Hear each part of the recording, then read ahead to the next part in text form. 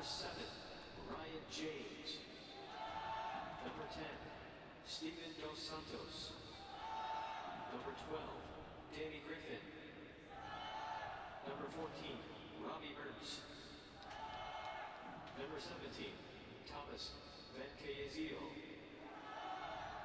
Number 34, Skylar Thomas. Number 23, Ray Lee. And the captain is 11, Canardo Forbes. The head coach of Pittsburgh Riverhounds SC is Bob Lilly. Copy.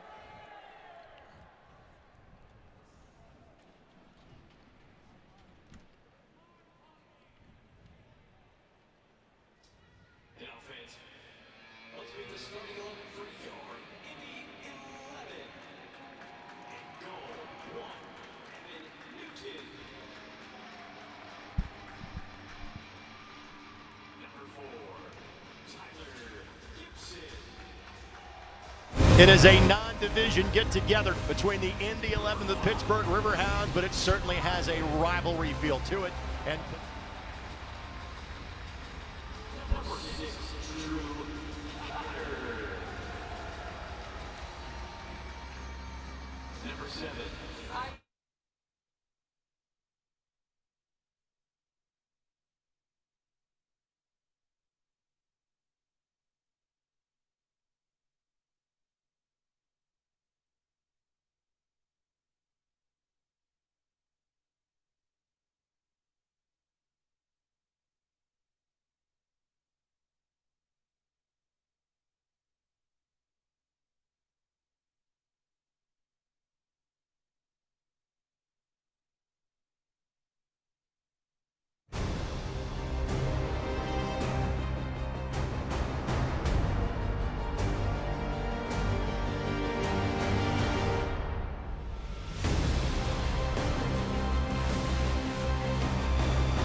it is a non-division get-together between the Indy 11 and the Pittsburgh Riverhounds, but it certainly has a rivalry feel to it, and potentially a postseason preview between a pair of division-leading teams. Thank you for joining us for Indy 11 Soccer here on Wish TV and ESPN+. The Indy 11 last time out got a point against Louisville, keeping Lou City 9 points at bay, and the Indy 11 remains 6 points clear of St. Louis in the Group E standings. Alongside Brad Hunter, Greg Rakestraw with you. Again, thank you for joining us for Indy 11 Soccer. Brad, probably it was a result a week ago that felt better than the performance, but importantly, Indy 11 got a road point at Louisville last Saturday night. Yeah, that's a massive point. You're going to have days where you don't play your best soccer, but a championship team can still pull a point in those days. It was an award-winning week, though, for the Indy 11. Head coach Martin Rennie was named the USL Championship Coach of the Month for July, and Tyler Pasher was named as the Player of the Month. You tack on the one match in March, 6 goals in 6 games played for Tyler. He's just been absolutely unbelievable. Every team in the league is keying on him, and he still finds his moments. If there was a wonder strike this season for Tyler, it came against these Pittsburgh Riverhounds in the 97th minute to pull all 3 points in Pittsburgh when these two teams got together on July 22nd. That snapped a match with a streak without a loss at home for Pittsburgh. That streak had gotten to 25 matches. And here is the service from Carlton that would eventually lead to the Pasher goal to give him that point last Saturday. Now, we reference the fact that Pittsburgh is a top Group F. They actually share that honor with Hartford Athletic. However, in terms of goal differential, Pittsburgh currently has the tiebreaker. And they have had one of the best players in the league the last couple of years in Canardo Forbes. He was first team All-League last year, and earlier this season, Brad, he set the USL Championship record for career assists. He's been absolutely on fire, and you take a look at goal differential, that's something Pittsburgh does better than anybody. Bob Lilly's teams are known for their stingy defense. They've been blowing up offensively. They've got 18 goals in 6 matches. A quick look at their lineup, and up top, a couple of talented target players. Ropapa Mensah in from Nashville SC, and their leading goal scorer in Steven Dos Santos. And you take a look at them throughout this season, it's been a pretty consistent lineup for them. They do have some depth, but they've been able to rely on these guys for the bulk of the season. Our starting lineup is brought to you by your Central Indiana Honda dealers, the official automotive sponsor of the Indy 11. For Indy, a couple of changes from last week. Patty Barrett out of the 18 with a slight injury. Mitch Osmond goes in his place, and Connor Antley and his wife celebrate the birth of a newborn middle of the week. So with that, he'll be available off the bench, and homegrown product Cam Lindley gets the nod, his third start of the season, but his first along the right side of the attack for Martin Rennie's squad. Pittsburgh and Indy. Again, we expect a great one at Lucas Oil this evening. Thank you so much for joining us. Kickoff comes your way next here on Wish TV and ESPN+.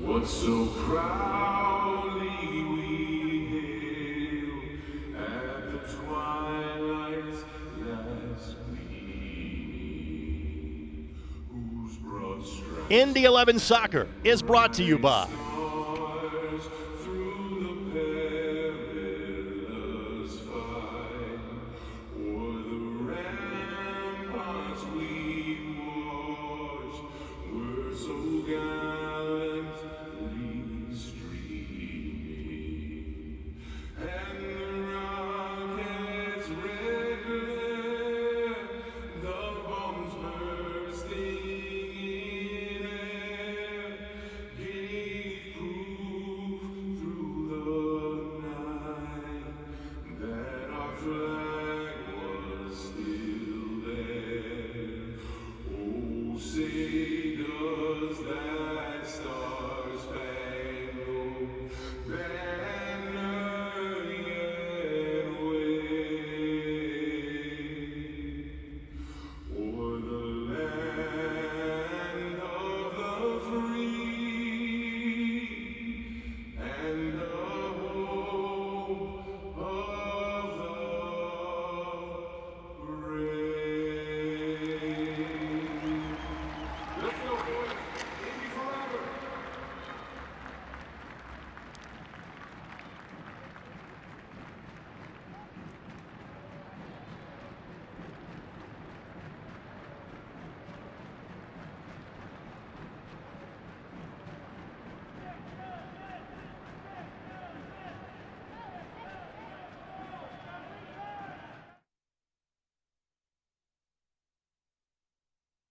Indy 11 Soccer is brought to you by Community Health, exceptional care simply delivered, Community Health Network. And by your Central Indiana Honda dealers, proud to be the official automotive sponsor of the Indy 11. You get a good look at the USL Championship Coach of the Month in Martin Rennie, exchanging greetings with his opposing numbers tonight. Of course, Bob Lilly, as well respected as any coach at this level of American soccer. Every step along the way, he has had a winning percentage of 62% or better. These are two of the better teams in the league. These are two of the better coaches in the league we are seeing tonight. This is the third year that these two teams have gotten together. They're going to see the series history in USL Championship play. And again, Indy with a road victory in Pittsburgh, July 22nd. If you include an Open Cup match that Pittsburgh won last year, these teams have played 3 times in each of the previous 2 seasons. Do not be surprised if they play for a third time this year. That would either be in the round of 16 or the round of 8 when it comes to the postseason. Thank you so much for joining us for Indy 11 Soccer on Wish TV and ESPN+. Yeah, it's nice. You know, the way things are lining up, we're building a good rivalry with some really quality clubs. And again, when the reformatting of the groups, divisions were kind of debated before we restarted play on July the 11th, Pittsburgh was kind of the swing team. Do they go with more of the Midwestern teams? Do they go with more of the Eastern teams? I think from both a competitive balance standpoint and also avoiding a long bus trip from Pittsburgh to Kansas City, they got put with teams more east of them than, say, west of them. Can you imagine, though, Pittsburgh, Indy, Lou City in the same division? And one of them guaranteed not to make the postseason. You're seeing the high press from the Riverhounds. Time for our look at our injury report, brought to us by Community Health Sports Medicine, official sports medicine provider of the Indy 11. And Patty Barrett will miss his second match of the season. First one was for rest purposes. This one was a bit of a knock picked up in training. The good news for the Indy 11 is kind of their biggest gap in terms of days between matches takes place after this one. They do not play again for 11 days following this game. Then they're off for 10 days after that one. Kind of the rest of the league starts to play catch up from a schedule standpoint with the Indy 11. Indy is one of 2 teams that has played 8 times already this year. Atlanta United 2 is the other one. And Tyler Pasher is deemed to be offsides. Restart coming for Pittsburgh 2 minutes in. I'll tell you what, though, that was a clever little ball. You know, they were going to look to head it back to Gomez, and Pasher read it, and they were smart enough to be able to pull off of that and keep it in play, because if they headed it back to the keeper, Pasher was on it. There you see Bob Lilly on the sidelines for Pittsburgh. Formerly was at Rochester a couple of different stints before taking over as the head coach of the Riverhounds. Last year they were the Eastern Conference regular season champs. They were the #1 seed heading into the postseason, lost to Louisville in the conference semifinals. Of course, then Louisville came here and won the conference finals. Usually between Pittsburgh and Indy, our shared bond would be the Pirates and the Indianapolis Indians, dislike of the New England Patriots. Now that is extended to Lou City as part of our shared backgrounds as sports fans in Pittsburgh and Indianapolis.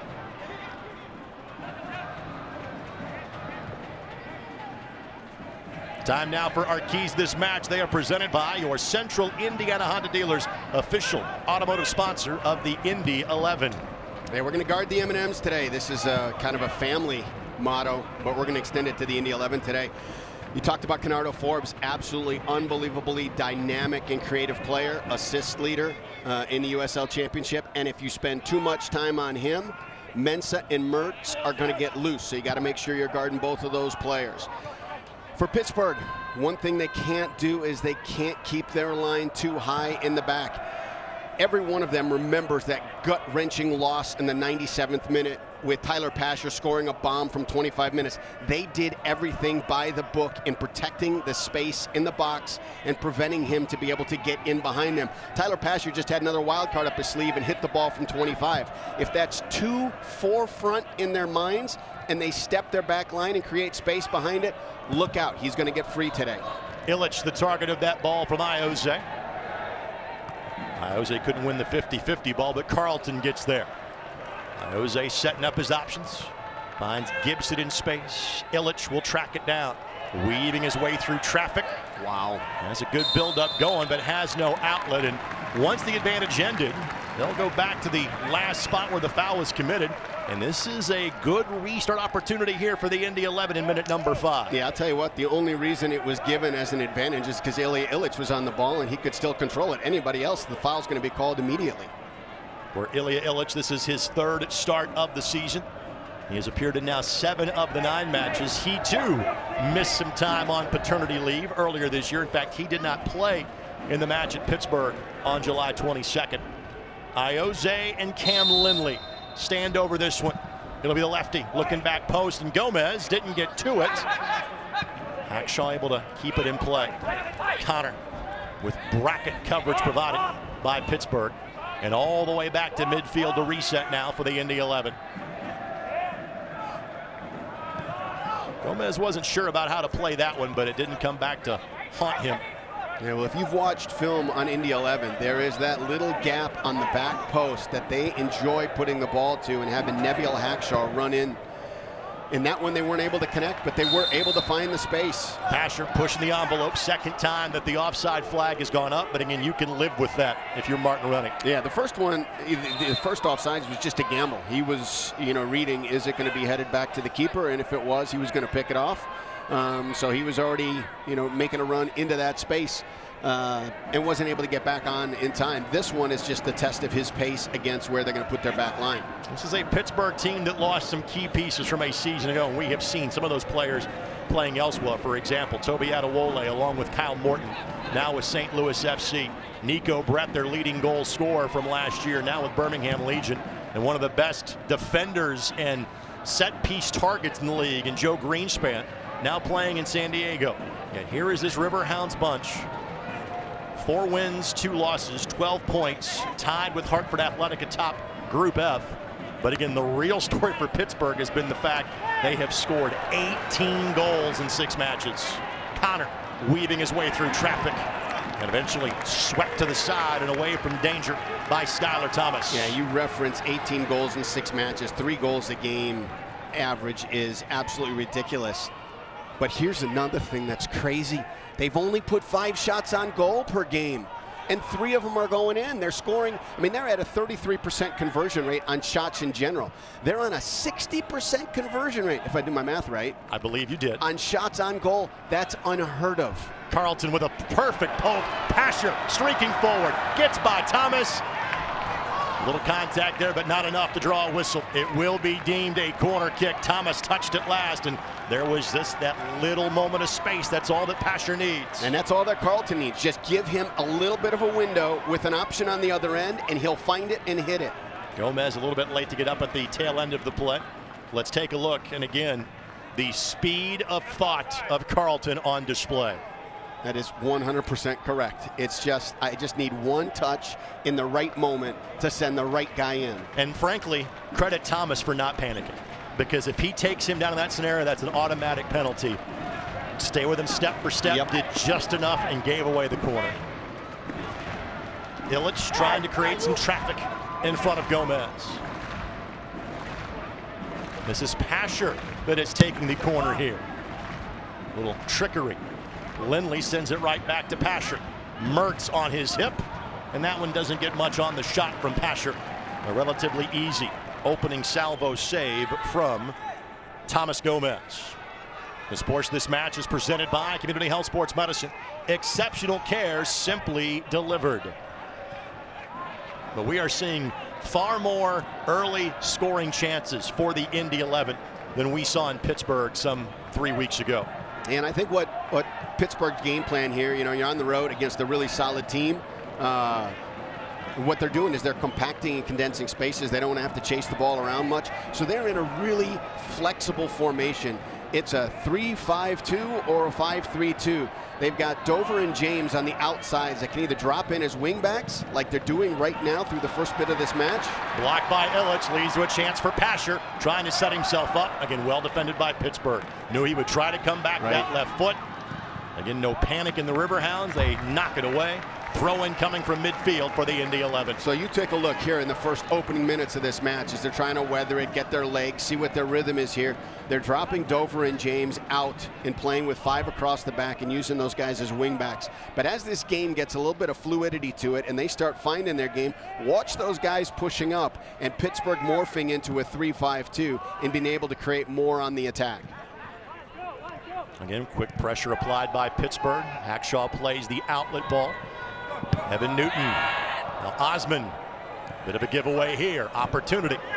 The top of the 18. Couple of settling touches. Osman gets back to block it. Dos Santos to Van Kayezi. Haven't seen Pittsburgh haven't had a chance to pressure as much the last few minutes. And the 11 reacts to it quickly. That's part of the question tonight for the Indy 11. How can they handle that pressure? Do they handle it as well with Barrett not being in the lineup? Give away by Hackshaw. Taken away by Jordan Dover for the Riverhounds. Run inside of the 18, that's Griffin. Plays it across, and Osman thinks he deflected it back off of Griffin. He did. Goal kick coming for Evan Newton. Yeah, two early giveaways here in the first 10 minutes in the back, and you have to be careful as those numbers from Pittsburgh are more in their attacking third. You may not want to be playing short there. You may want to try and bypass that first wave of pressure where there's a little bit more space and then rely on your midfield to combine a bit and keep possession. Since 1947, Select has been the leader in soccer ball quality and innovation. Select is the official ball supplier of the USL Championship and many of the elite leagues throughout Europe. For the latest Select products and special offers, visit SelectSportAmerica.com. Select, Danish company. Rakestraw, if you can name another Danish sports company, sportswear apparel company, I'll give you $5. Well, I won't. I want to make sure Select gets their proper, marketing dollars. And I can save my $5. There you go. Good call. Saw some of those giveaways along the back, which was uncharacteristic for the Indy 11 last week in Louisville. Came back to haunt with an early goal. Speedy Williams scored in the 3rd minute. But To Indy's credit, after about the first 15 minutes, they found terra firma in Louisville last week, and then they found a point in the second half. And back line and one of the targets up top for Pittsburgh, and Ryan James not on the same page, and goal kick coming for Evan Newton.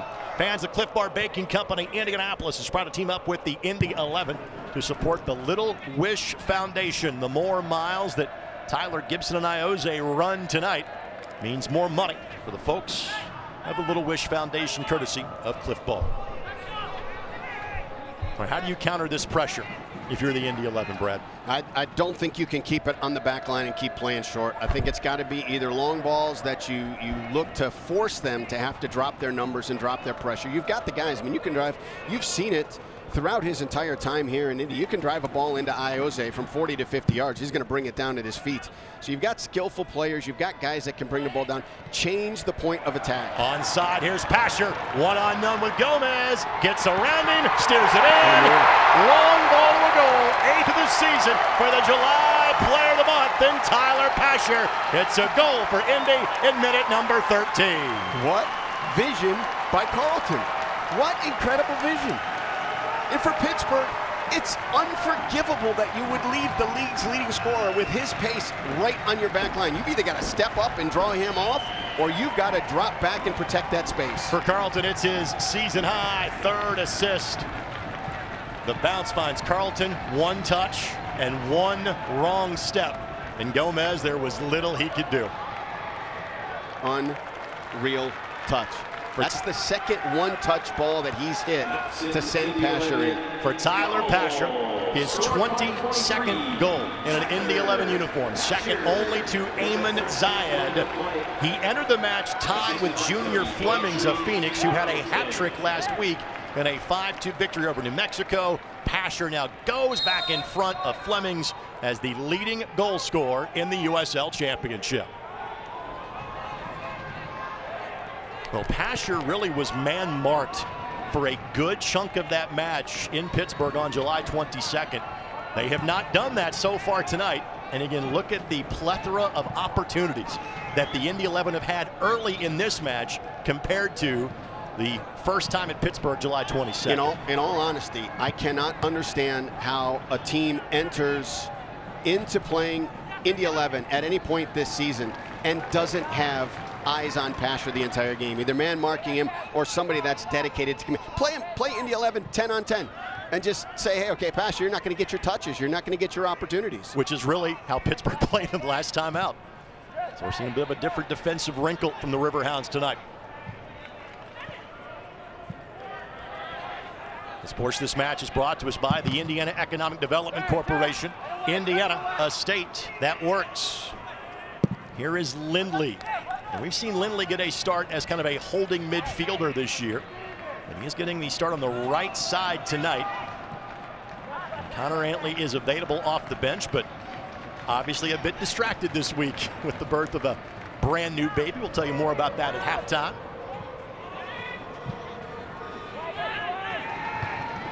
Well, the nervous moments have come for the Indy 11 when the ball has been along the back line.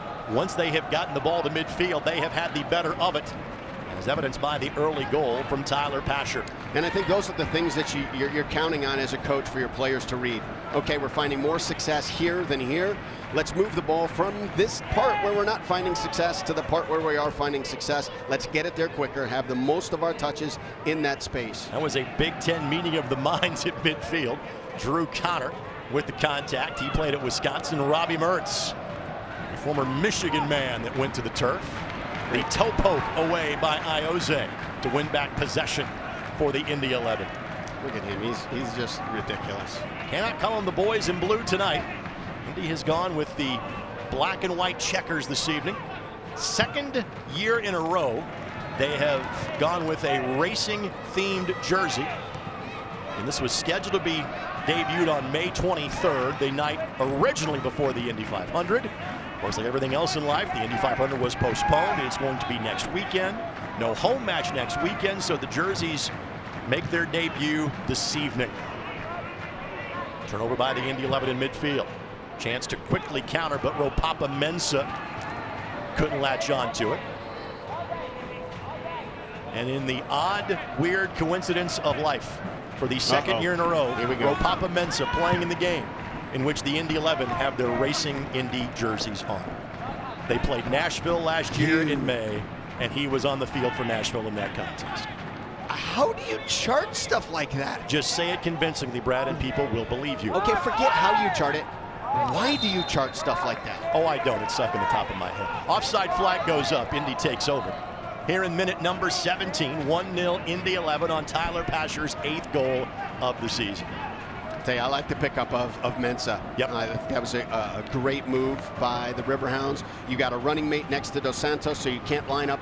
You can't overload on him. And you got Forbes, and Mertz is coming of age behind him. You got these two dynamic players coming out of the midfield. No wonder they're scoring 3 a game. Well, you talk about not being able to overload at any one player, and these two teams have kind of, gotten to the same totals and same spot in different ways. The Indy 11 have multiple different goal scorers, but nobody other than Tyler Pasher has more than one this season. The Riverhounds have been the opposite. They have 10 different goal scorers that have combined for their 18 strikes so far this year. And sometimes when you start scoring more and you become more offensive minded, which they have not just in personnel but in their results. I mean, they're blowing people out. Sometimes philosophically you make this change and it's like, okay, we're not going to be quite as strong defensively. We're committing to the attack. They're still under, I think they're .82 in goals against average. They've not lost anything on the defensive side with this explosion up front. Fans, you can show your Indy 11 pride and get your exclusive Indiana Members Credit Union Indy 11 debit card at any Indiana Members Credit Union branch or online at imcu.com today. Iose the target. Good read by Dober to steer that ball across the touchline for an Indy 11 throw in. Iose appearing in his 72nd match with the Indy 11 this evening. This is his 3rd year with the club. 16 players carried over from last season to this. Great ball. Connor the slide to keep it in play. Finds Pasher. And Osmond spells any of the 3 guys along the back line whenever Hackshaw, Barrett, or Ouimet need a breather. But he is probably most comfortable in the spot he is in tonight, kind of that center back of the 3 along the back line. And you take a look not just for Osmond, but also for for Lindley. These guys have gotten games here and there as Indy was going through that 3 games in a week schedule, and so you're not bringing a guy in to fill in for Patty Barrett that hasn't seen game minutes.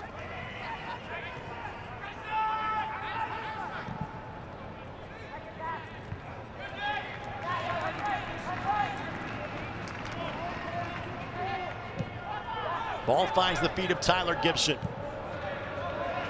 Go on, Cam. Gibson, of course, the Iron Man for the Indy 11. Last year played every minute but 6. He's been subbed off a couple of more times already this year than he was a year ago. That's in part due to just the outstanding depth that the Indy 11 have. Yeah, and I'll tell you the other part with it is the miles and the minutes on his legs.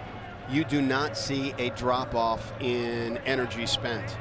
And Mitch Osmond has a nosebleed. I'm not exactly sure where that came from because I don't think he's made contact with anybody. Well, I think he stepped in front of Dos Santos to head a ball away, and maybe it just caught the...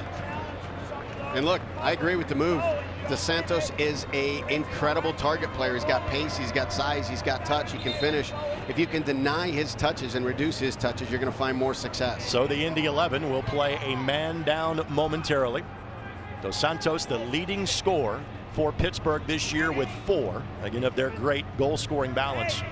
This is a remarkable stat the Pittsburgh Media Relations folks put together, that when he has scored for Pittsburgh, which he has done over the course of 12 games, Pittsburgh is 12-0-0 whenever Dos Santos finds the back of the net for the Riverhounds. That's impressive. I can't wait to see if the Riverhounds PR staff puts together your stat about Mensah always playing Indy 11 in a checkered uniform, if that is what they key on in the next game. Hopefully they've got more important things to focus on. The minute number 22. You do, but you still bring up incredible stats like that.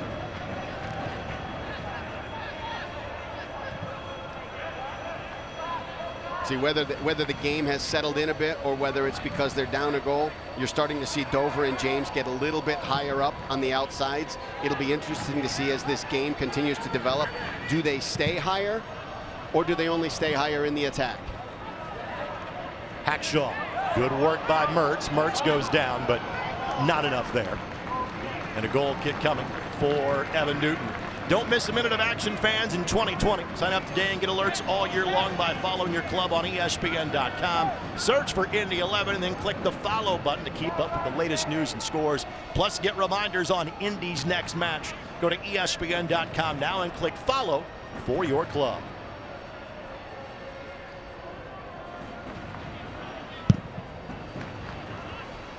Newton, the all-time leader in wins, saves, and clean sheets in USL Championship play. Of course, had a clean sheet against this Pittsburgh squad back on July 22nd. If he can have one tonight, or whenever he gets his next one, that would be 50 in his outstanding career at this level. Just amazing. Just amazing. And that's going to be a foul. Foul goes against Ropapa-Mensah. This reminder, fans, join us every Saturday morning for Soccer Saturday on 93.5 and 107.5 The Fan. We had a fun show today. We had head coach Mark running, as we always do. We were joined by soccer fan and Indy 500 participant Spencer Piggott. He will start on the outside of row number 4 next Sunday in the race. We talked about this wonderful pictorial book that is out now about English football called The Game. And for you Riverhounds fans, your television voice. And Matt Geitka was kind enough to join us for a scouting report on the program today. You can go back and listen anytime online at 1075thefan.com. There's that pressure again that we see starting to pick up from Pittsburgh. What they have not been able to do is string together a pass after getting a takeaway. No, but I tell you what they're really good with their pressures. That when they recognize either a missed touch or a reduced space around a player, they just swarm. They start squeezing the space, and it just sort of sneaks up on you. And when you take that other touch, boom, they're all over you. As evidenced by what happened in the midfield there. This is Lee that is playing the ball forward. What a ball. Good-looking ball to Ropapa-Mensah. Ball played across behind Dos Santos. If that's in the front foot, that's a problem. Instead, the Indy 11 get the takeaway. And here comes Pasher, and look how far Gomez is off his line. And frankly, I think that's the right play. If your back line is up high, if they're at midfield, you get guys like Ioze who can deliver a ball into space from 50 yards. You got to make sure you're playing outside your box. This portion of this match brought to you by your Central Indiana Honda dealers, official automotive sponsor of the Indy 11. Illich steered away by Lee, trying to nod the ball towards Tyler Pasher down the right side. Ontario native. What a revelation he has been for the Indy 11. Spent time playing for Pittsburgh some 5 years ago, did Pasher.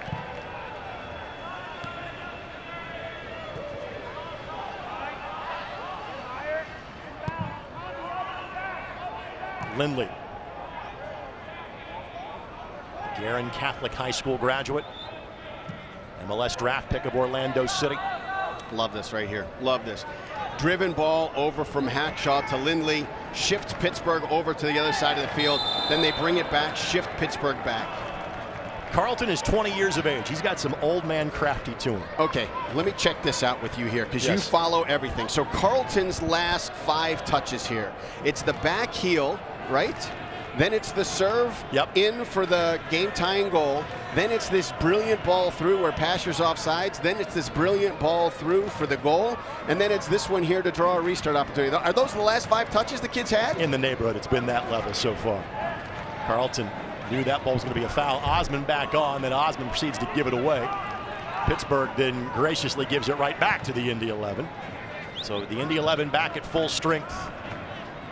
Osmond with that bloody nose. He's playing with a bandage on it as we speak. Connor the target. Van Kiezel got there, but the ball falls to Lindley.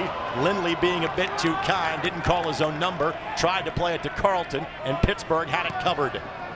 Gibson hustling back behind the play, buys some real estate, knocks it about 20 yards down the pitch before it goes out of play for a Pittsburgh throw-in. And I don't know that he liked that shooting opportunity, so I'm not opposed to him moving that ball across, but it's got to be a better ball. Lindley, a goal and 7 assists last year for Memphis. Again, Hackshaw cannot maintain possession. But Griffin's first touch sends him back towards Van Chiesel. This reminder, fans, Las Vegas takes center stage on August the 25th when the Lights take on Orange County SC on ESPN Deportes in a Group B battle.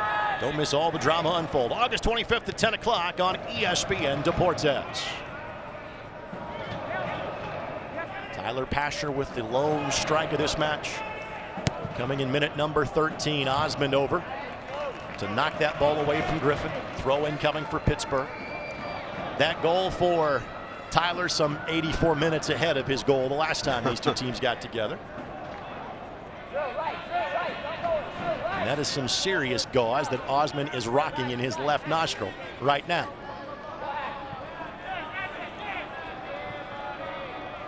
Mertz, the ball at his feet.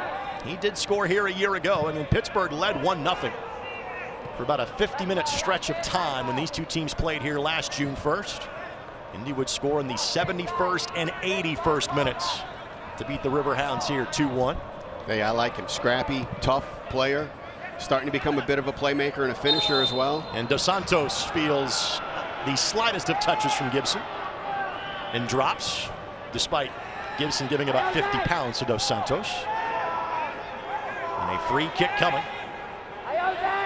See, there's that battle that players always have. It's the ego of fighting through that and trying to keep your feet, or, you know, there is contact and I know I can get a foul, so going down and giving yourself and your team a better opportunity. So Canardo Forbes now stands over it.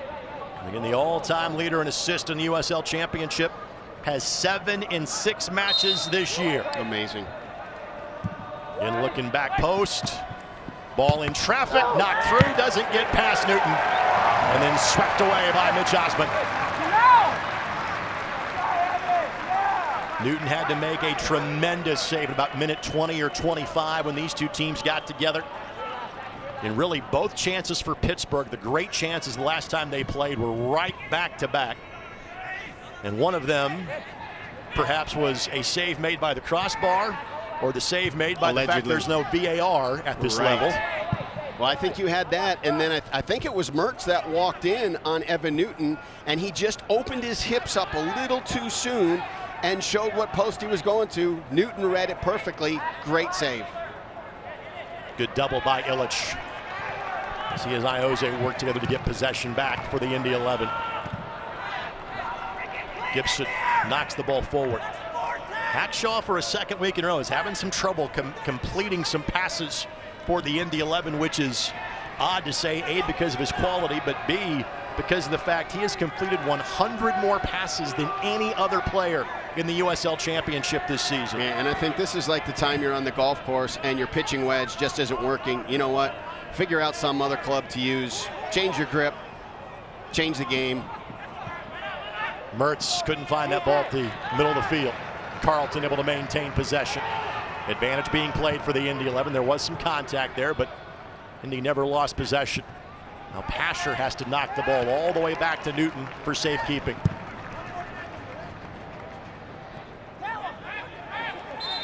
And that will be the hydration break that is coming for each of these two teams. Take a look at the service delivered by Canardo Forbes. Not difficult to see how he's got 38 assists in his USL career. Ball headed down by James. It was Thomas that got a boot to it, but just couldn't get that much on it. Thomas does have a goal this year for the Riverhounds. We want to say hello to a couple of maybe different audiences that are getting our broadcast tonight. Those of you Riverhounds fans watching on TV in Pittsburgh on 22 The Point, hello to you guys this evening.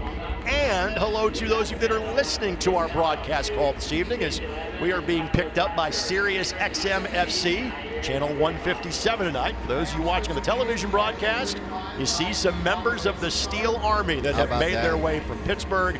They have not had fans allowed at Highmark Stadium yet. So that could be that group's first chance to watch a match this season. I'll tell you what I like about Pittsburgh. The Pirates, the Steelers, the Riverhounds, all the same colors, great fan support, all tough teams. Now, Tyler Pasher certainly has toughness for the Indy 11 to go along with that talent. His 8th tally of the season. The timing perfect yet again from Carlton to Pasher. Unreal. Unreal touch.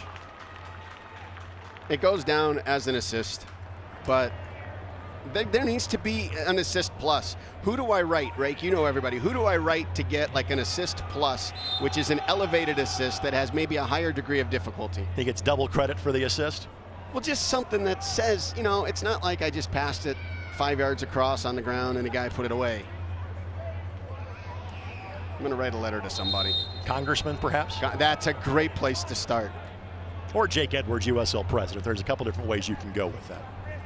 Captain Skinny Jeans in the league office is a good person to hit up on that. I think I'll start with the congressman. That way I work my way up the ladder to Jake Edwards. Good look at Bob Lilly on the sidelines. Indy going for, again, a regular season sweep. Again, you've got to think there's going to be other teams that have something to say about it, like a Louisville, like a Hartford, like other teams in Group E and Group F. You just have the feeling these two are going to see each other again in the month of October. That is one thing I love about Bob. And Bob Lilly's done everything as a player and as a coach in soccer here, indoor, outdoor, in various leagues. Seen it all, done it all, but the one consistent thing is the guy wins. Pittsburgh's had the better of possession as of late. Indy has been staked with this 1-goal lead now for the last 20+ minutes or so. This portion of this match presented by Keystone Construction. It's more than construction. Keystone Construction, we build a vision. See, I'm not a fan of this right now. And I think with them pressing high, with them coming with numbers, with the difficulty you've had clearing the ball and connecting on passes, I don't want to see that ball in my back third. Maybe at halftime we readdress this in the locker room, but at this point now, let's maybe fake short, keep that pressure up. And it's just like a quarterback, you know, throw a couple screens, bring them up, and now start playing in that next level. Gibson inadvertently ricochets that ball off the forehead of his teammate in Carlton. And that does not count as one of the touches that I'm talking about for Carlton.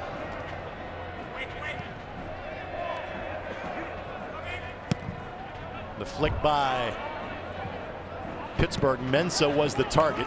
Again, Osmond had to play that to the feet of Newton. That was Dover that sent that ball in for the Hounds. And I tell you, you hate seeing that too, because it's a one-touch ball. It's bouncing. There's pressure coming on it. The goalkeeper's going to have a tough time handling it.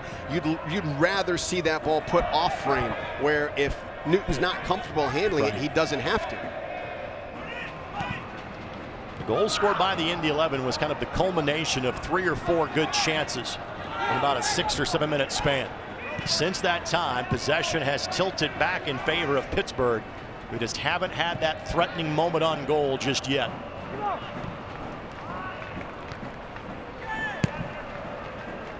Diagonal ball for Illich. Swept back to midfield by the Hounds. Good work by Mertz to take that ball away from Iozek. This is the last time that the Indy 11 will venture out of the division. All remaining matchups from this point will be against their Group E rivals, the trio of Louisville, Sporting Kansas City, and St. Louis. Pittsburgh will actually play St. Louis next week, and then they are done playing out-of-division matchups. The rest of their games will take place against Hartford, Loudoun, Philadelphia Union 2, and New York Red Bulls 2.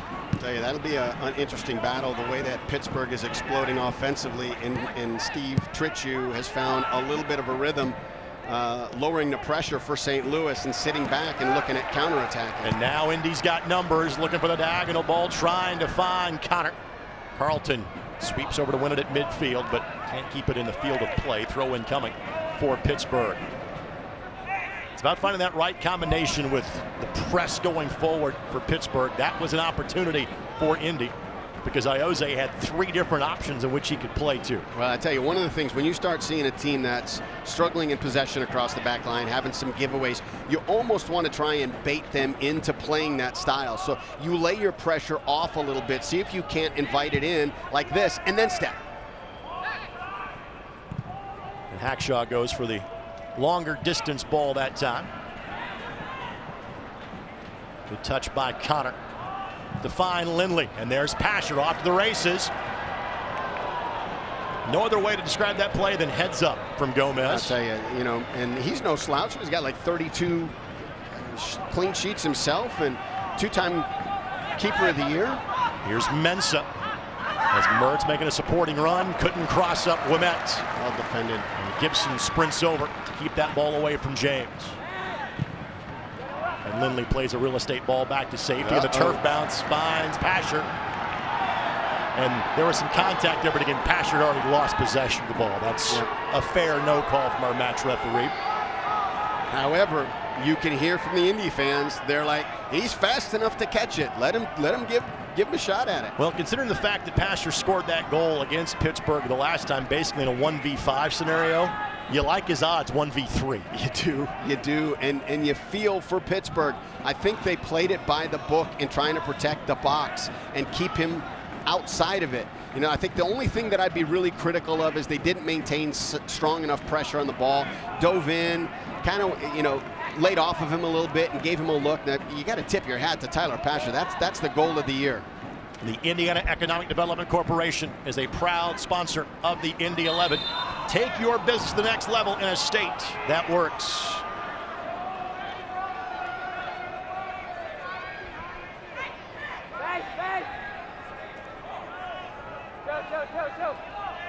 Carlton deemed to have committed a foul. Reset coming here for the Hounds, and Carlton standing over it to ensure no quick restarts. There is one right there, though. And that's just out of spite. You know, I mean, I think that caught his own teammates off guard, to be honest with you. You got Carlton on top of the ball, and you're you know, to prove a point, you're going to play a ball that becomes a turnover. And Ioze gets knocked to the turf by a young man about 11 years his junior in Mertz.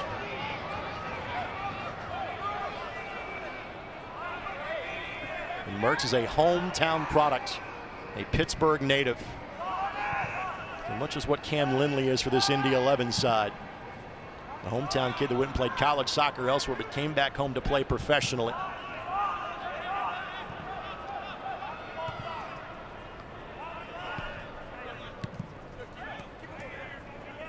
Yeah, I like Pasher kind of flashing here into the midfield to come and get a touch or two, pull a couple defenders with him, maybe open up some space for the give and go and the ball in behind.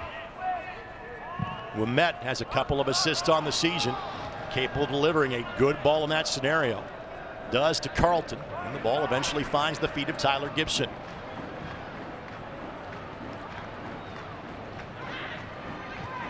Impressed by the work the forwards for Pittsburgh put in defensively. Dos Santos and Mensah do not take their defensive responsibilities lightly. No, and I like the way they're playing. I think they've got a high IQ with how they're playing right now in waiting for certain moments that they recognize is the right time to spend their energy, because you can't maintain a press for 90 minutes and keep the same guys on the field. So you've got to pick and choose your moments to go, and they're doing a great job of that. Carlton made a run but couldn't time it. They kind of hold up play to the Indy 11 to get him back onside. Love that ball. Good vision by Lindley to find Hackshaw with acres of space, but Connor thought that ball was bound for Ioze, and it wasn't. Our final 5 minutes plus stoppage time of half number 1, presented by your Central Indiana Honda Dealers, official automotive sponsor of the Indy 11.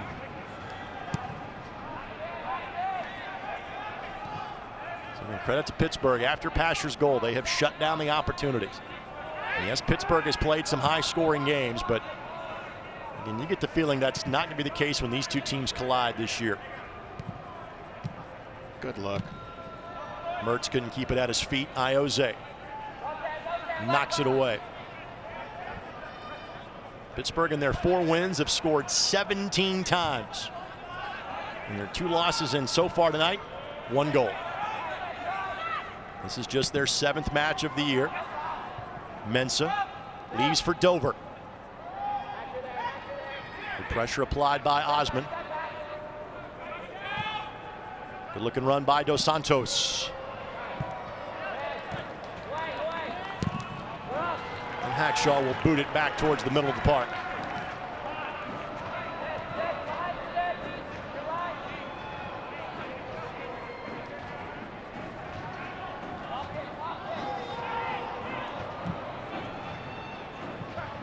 Newton well off his line to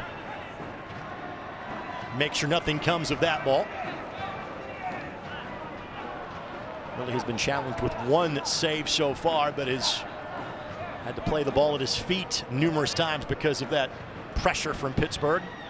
That pressure has been so tough it has run Neville Hackshaw out of a shoe as he is relacing as we speak. Yeah, and smart decision by Newton here to draw out a little bit of time and give Hackshaw the opportunity to put his boot back on without having to leave the field.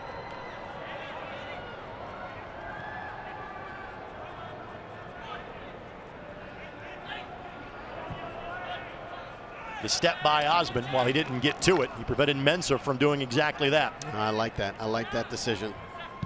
Osman, the 2nd-year pro, who played at 2 different NAIA colleges.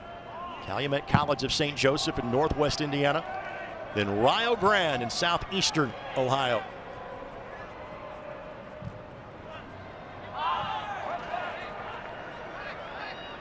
Keystone Construction, a proud supporter of the Indy 11.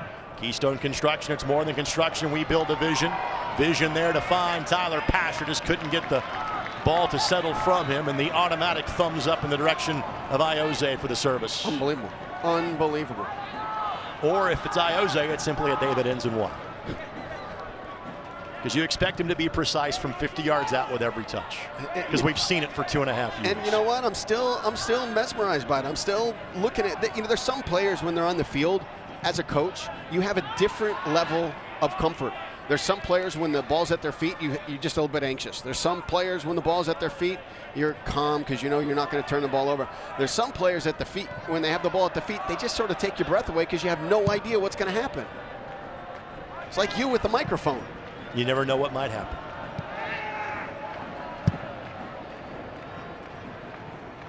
You're looking at 2 or 3 minutes, maybe 3 minutes of added time at the end of the half. It's not been a heavy whistled game so far, as it needed to be, between these 2 even foes. Yeah, it's a surprise for me too, because both of these teams are in the top 5 in the USL as far as fouls. Neither of these teams will shy away from a physical challenge, to put it that way.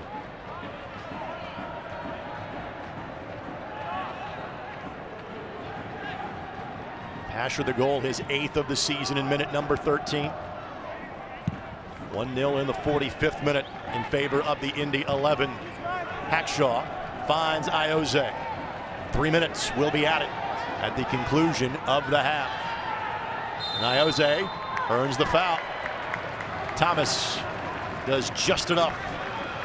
And I understand it. I understand how that happens, but there is no reason to foul him here. There's no reason to reach over. There's no reason to do that.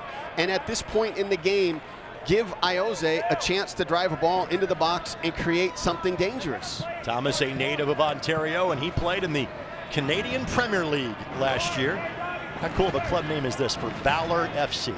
Oh, that's a cool name, isn't it? Oh, yeah. Ladies and gentlemen, Ioze and Lindley stand over it. And from the left side, you assume it's going to be Ioze. Lindley changes it up. And Ouimet couldn't latch onto it outside of the 6. You know something that's different this year? There's a lot of creativity and cheekiness on the restarts for Indy 11. Oh, was touched last by a Pittsburgh player. So throw-in coming here for Indy. Carlton couldn't carve out space and track it down. And Lindley, going back to his days of playing basketball in Garion Catholic, boxes out and gets position for that one.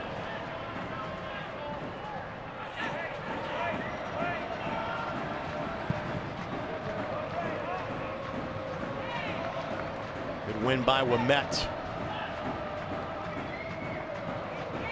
Still time to throw an attack forward here for Pittsburgh. They'll do exactly that. Dos Santos to Mensah. Now Forbes. Good little flick by Mertz to break the Indy 11 press at midfield to set this up.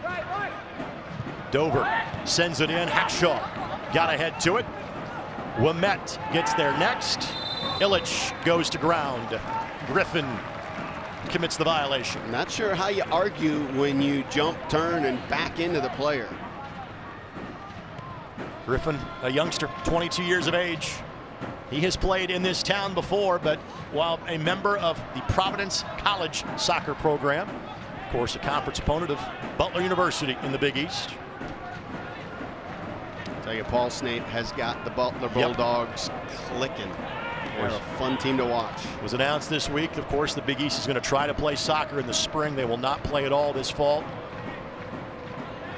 That is the case in the majority of leagues at the collegiate level. Connor steers it in. Good double. Carlton ends up getting the win. Closing seconds of the half here. Niftily done by Connor. But eventually Mertz wins it right back. And that Big Ten battle goes the way of the Wolverine and Robbie Mertz.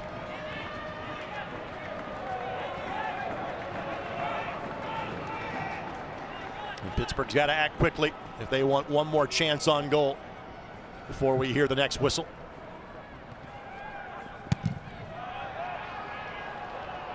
And Hackshaw boots that ball towards downtown. Got a little Pat McAfee in it. And that's that.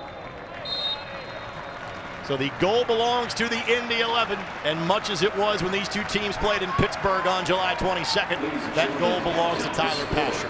This time it comes in minute number 13, and this time Pittsburgh has more than just a handful of seconds to do something about it. At halftime at Lucas Oil Stadium, the score, the Indy 11 1, the Pittsburgh Riverhounds 0, with the Racing Indy jerseys.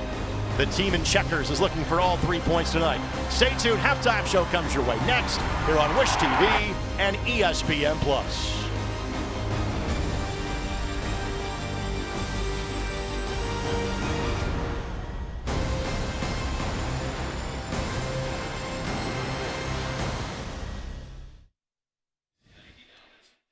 Indy11.com/tickets or call 317-685-1100 to learn more.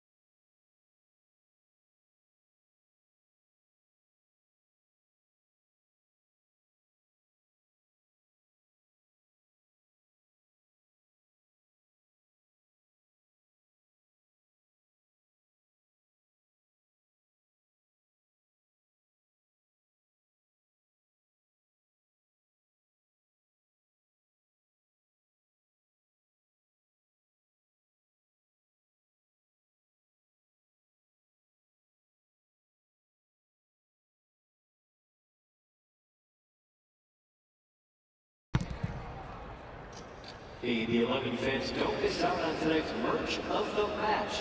Celebrate Racing Indy Night with the Indy 11 racing jersey, scarf, and t-shirt. Available at the Indy 11 shop. The Indy 11 trying to start a new winning streak here at Lucas Oil Stadium. It was snapped the last time they were here 2 weeks ago against Sporting Kansas City. Trying to do so against one of the better teams in the league in Pittsburgh. So far, so good for the boys in checkers tonight 1-0, the Indy 11 are in front. News and notes from across the USL Championship, and as we referenced off the jump of the match, it was an award-winning week for the Indy 11. Tyler Pasher, the player of the month for July. And again, any matches played in March were included in the July stats. So with that, 6 goals in 6 games for Tyler Pasher, and Martin Running was the coach of the month for July as well. Tulsa and San Antonio played to a scoreless draw. Those teams still undefeated. And the Tampa Bay Rowdies actually, as of now, have 1 more point than the Indy 11. They beat Atlanta United 2-0 on Wednesday night. And they will take on Miami FC tomorrow night at 7:30 on ESPN+. Now here's more from around the United Soccer League.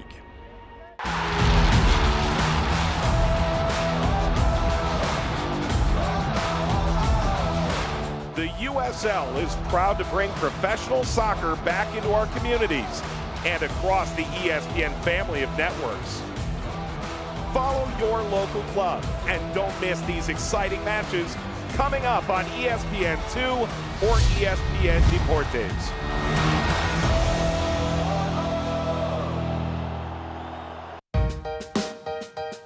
Dr. George Champus from Northwestern and U.S. Soccer's Chief Medical Officer joins me. The protocols that were created in the case of the USL Championship and USL League One takes well over 50 pages to document. Describe the USL Championship's particular return to play and the role that you played in helping to craft those guidelines. Yeah, obviously the credit goes to USL. The credit goes to USL, their owners, all the staff, really putting in the work, getting on calls multiple times a week with other leagues, but also recognizing that all the leagues can't be the same. And all recognizing that the elements are different for each of them. And I think it's important to touch on that because it's important for us to be able to create a mitigation strategy, layers of protection that our players are comfortable with, that our public are comfortable with, while respecting the virus. So USL has done a tremendous job. They've invested a lot of time and energy consulting with others to be able to put this forth. Hopefully I was a conduit and someone who provided, that medical expertise and brought everybody together. And if we can all come out of this safe and be able to show a model, not only for sport, but for public, that would be a great outcome. We continue our look around the league with the out-of-town scoreboard brought to us by Crown Plaza, Indianapolis downtown. Let them assist you with your next meeting or event. Obviously an important score as far as Pittsburgh fans are concerned. Hartford Athletic, 2 goals to the good. They lead New York Red Bulls 2-0 at halftime. Now, games that have an impact on Group E, the Indy 11's group, that St. Louis Sporting Kansas City 2 game is actually going to be delayed. There's lightning in the area in St. Louis, so that game will not kick off on time. And Lou City continues their 8-match home streak since restarting the season. They will take on Loudoun United coming up at 8 o'clock this evening as well. So there you go, your out-of-town scoreboard brought to us by Crown Plaza, Indianapolis downtown. Upcoming schedule now for the Indy 11. And yes, there's a lot of Lou City on there. But as you can tell, there is also a lot of space in there as well. Indy does not play next weekend. Like we mentioned earlier, they're a game or 2 ahead of a lot of other teams in the Eastern Conference, so that pace will slow. They will play next Wednesday, then they won't play again until the following Saturday. And also of note, after the game at Louisville on Wednesday, August 26th, they will not go away from home the entire month of September.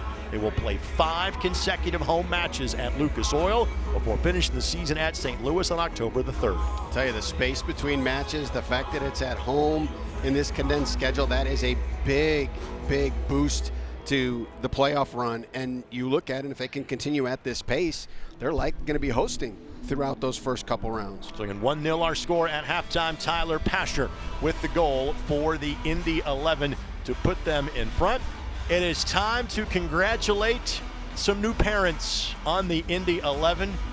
Congratulations, Connor and Hannah Antley. Now, Ava Grace was born on Wednesday.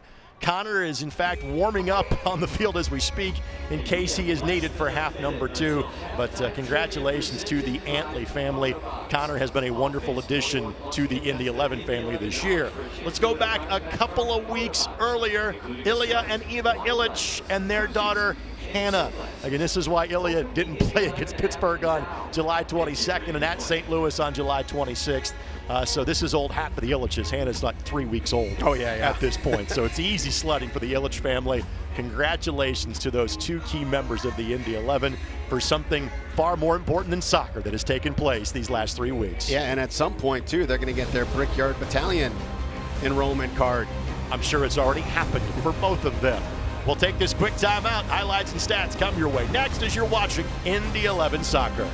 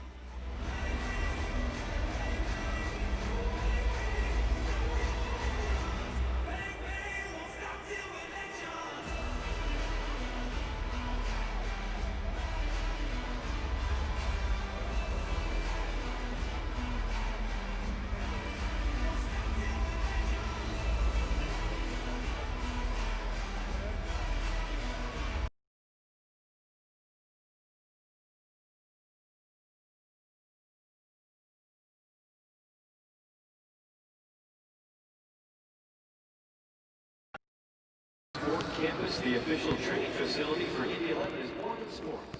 With 400 acres of multi-purpose space just north of Indianapolis, Grand Park offers unique event options and Back inside Lucas Oil Stadium, the Indy 11, a 1-goal advantage over Pittsburgh. 1-0 the score. Tyler Pasher, the goal. We'll show that to you in a matter of moments. Back inside the broadcast booth alongside Brad Hodder, Greg Rakestraw with you. Brad, your overall impressions on the opening 45 minutes of play. Well, you like where you're at. One of the things you do as a coach in this moment is say what's working, what's not working. The short passes, the combinations across the back line are not working with Pittsburgh press. Your midfield, the creativity there, sending players through is working. Bypass the back line a little bit more, get the ball into the midfield. Well, again, we saw more scoring chances in the first 15 minutes for the Indy 11 against Pittsburgh than we saw the last time these two teams got together back on July 22nd. And, of course, the highlight of this match for the Indy 11 is the 8th goal of the season for Tyler Pasher. Opportunity here. This was not what led to the first goal. Good defense by Thomas, but again, we love the speed of thought from Andrew Carlton. Yeah, just a great touch. He sees that there's a gap and a window there. He sees who it is, who's matched up against who, and plays the ball perfectly into space. And again, the long ball from Newton. The carom falls the way of Carlton, and yet again, just natural timing by Pasher. He sees the ball go to Carlton. He takes off. He gets rewarded with yet another goal. What's Gomez do then? What's Gomez do? You stay on your line, he's going to beat you. You come out, he's going to beat you. That was in minute number 13, 1-0 for the Indy 11. Again, from that point on, Pittsburgh had the better of the possession, but again, truly no captivating moments in front of goal for Pittsburgh. This is their best opportunity. Not surprisingly, service from Canado Forbes, Thomas the touch, but again, Newton makes the save, and that's the way the score held. Again, 1-0 at halftime. Let's go to the pitch right now, where we are joined by the head coach of the Indy 11, the USL Championship Coach of the Month in Martin Rennie. Coach, congratulations on getting the first goal. Overall, your thoughts on half number one? Yeah, I think it was a good half for us. Obviously, nice to get the early goal in the game. I think we possessed the ball pretty well, but now we need to, exploit the spaces that are available. Obviously, they've got to come and press a little bit more, so we have to be really sharp in the second half. Anything from a tactics change you expect, either from your side or from Bob's team in half number 2?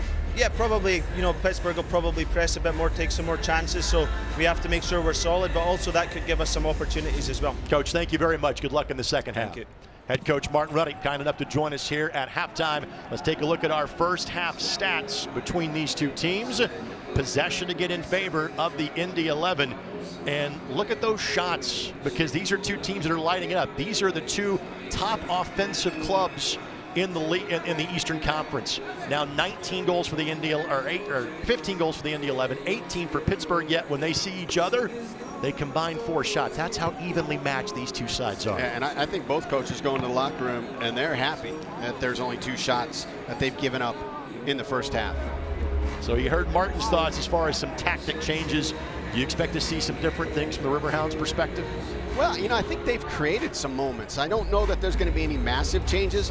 And I think if the play along the back line doesn't clean up for Indy, I would expect them to lay off a little bit, try and invite that ball out from Newton to one of the backs and then step in and press it. But I don't think they need to reinvent anything. They've created enough opportunities. They just need to be more dangerous inside the 18.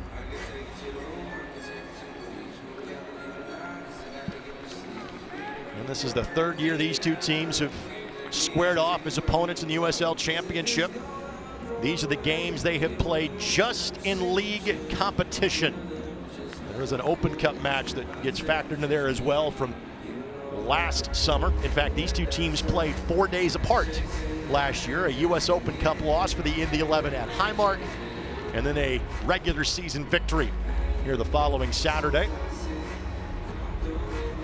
Evan Newton looking for that 50th clean sheet in his USL Championship days. But the Indy 11, more importantly, looking for points 17, 18, and 19 on the season, and trying to continue to keep St. Louis, Louisville, and Sporting Kansas City at bay. We switch ends. Riverhounds have possession. We are underway here in half number 2 from Lucas Oil Stadium. Roof and window are open tonight.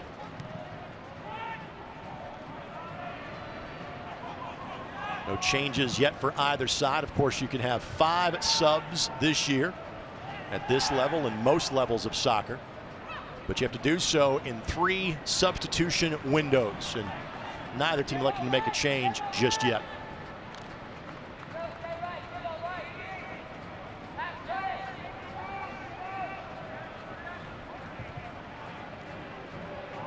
Carlton, again, everything is a flick forward. Everything is to put a teammate in an advantageous position. And you look, and that's such a great learning opportunity and teachable moment for midfielders. He always knows where the gaps are between those back lines, between the players in the back line. So when that ball comes to him, it's not, let me take a touch and take a look up and see what's available to me. It's, I know it before it comes, so I know how to use my touch to put us in the best situation possible. Good look at Ilya Illich on your screen. Spent 4 years with Lou City before making the move to Indy last offseason. Injuries cost him about half of last year. Started to find his footing late. Yeah, he's another guy that has that kind of ability there to send players in. And you know, when you're putting together a roster, you got a guy like Pasha who's a finisher, and you can't teach speed. He's just got this unbelievable speed, but you need players behind him that can send him into pockets, that can get him the ball. And look at who's behind him here. You got Ioze, you got Carlton, you got Ilya Illich. And for those guys, you can have all the creativity, the vision, and the touch you want. If you don't have a player you can send in, nothing develops. This portion of this match presented by the Denny Companies. Tearing down the pass so you can build the future. And Carlton could not keep that in the field of play. It crosses the yellow touch line for a Riverhounds throw in.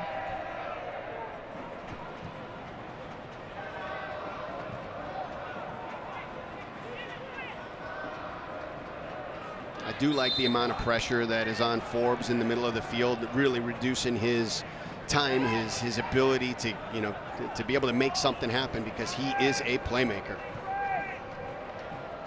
Both these teams on full rest heading into tonight's game.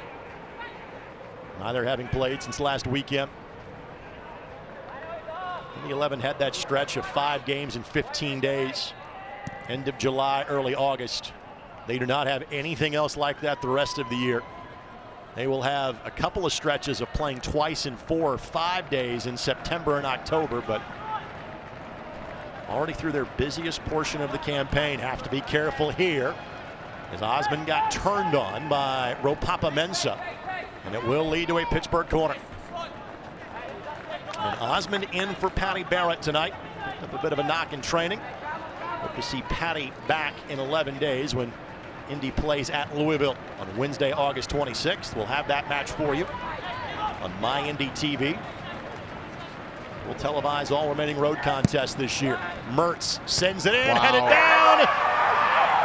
And let's see what the ruling is. Is that going to be deemed to have been played a red card? Yep.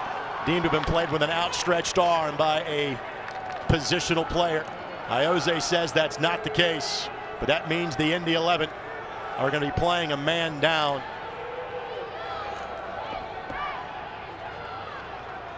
So a red card has been shown. The Indy 11. Take another look at it here. So really, it's a great serve. Yep, outstretched arm by Iose. I mean, it's a great save. Yeah, but it's not for. I mean, it's, you look at it and he did go. It got his head, and it just ricocheted off his head. So it's deemed to be a corner. So head to arm is the ruling. Last match, Mertz went low left for the keeper, low right for the shooter. So it is a penalty. Mertz will take it. It is a red card. So the Indy 11 a man down for the rest of the night. Red card disqualification has been issued by referee Indy 11 7. Resulting in a penalty kick opportunity for Pittsburgh. Double whammy here for the Indy 11. Mertz saved by Newton. What a save. I tell you what, you take a look at it and you're watching film, and when you just take a penalty kick a few days before, you know where you went and you know the other team knows where you went. So you're either going to go to that same spot because that's where you go, or you're going to try and mix it up. The kid tried to mix it up. Newton outthought him. So Iose done for the match. It also means he can't play against Louisville in 11 days. But score remains 1-0 as Newton makes the save. But obviously now everything just changed as to how you play this match. To give you an idea of maybe the first defensive wrinkle for the Indy 11, Tyler Pasher has now dropped to the back line to give Indy another defender.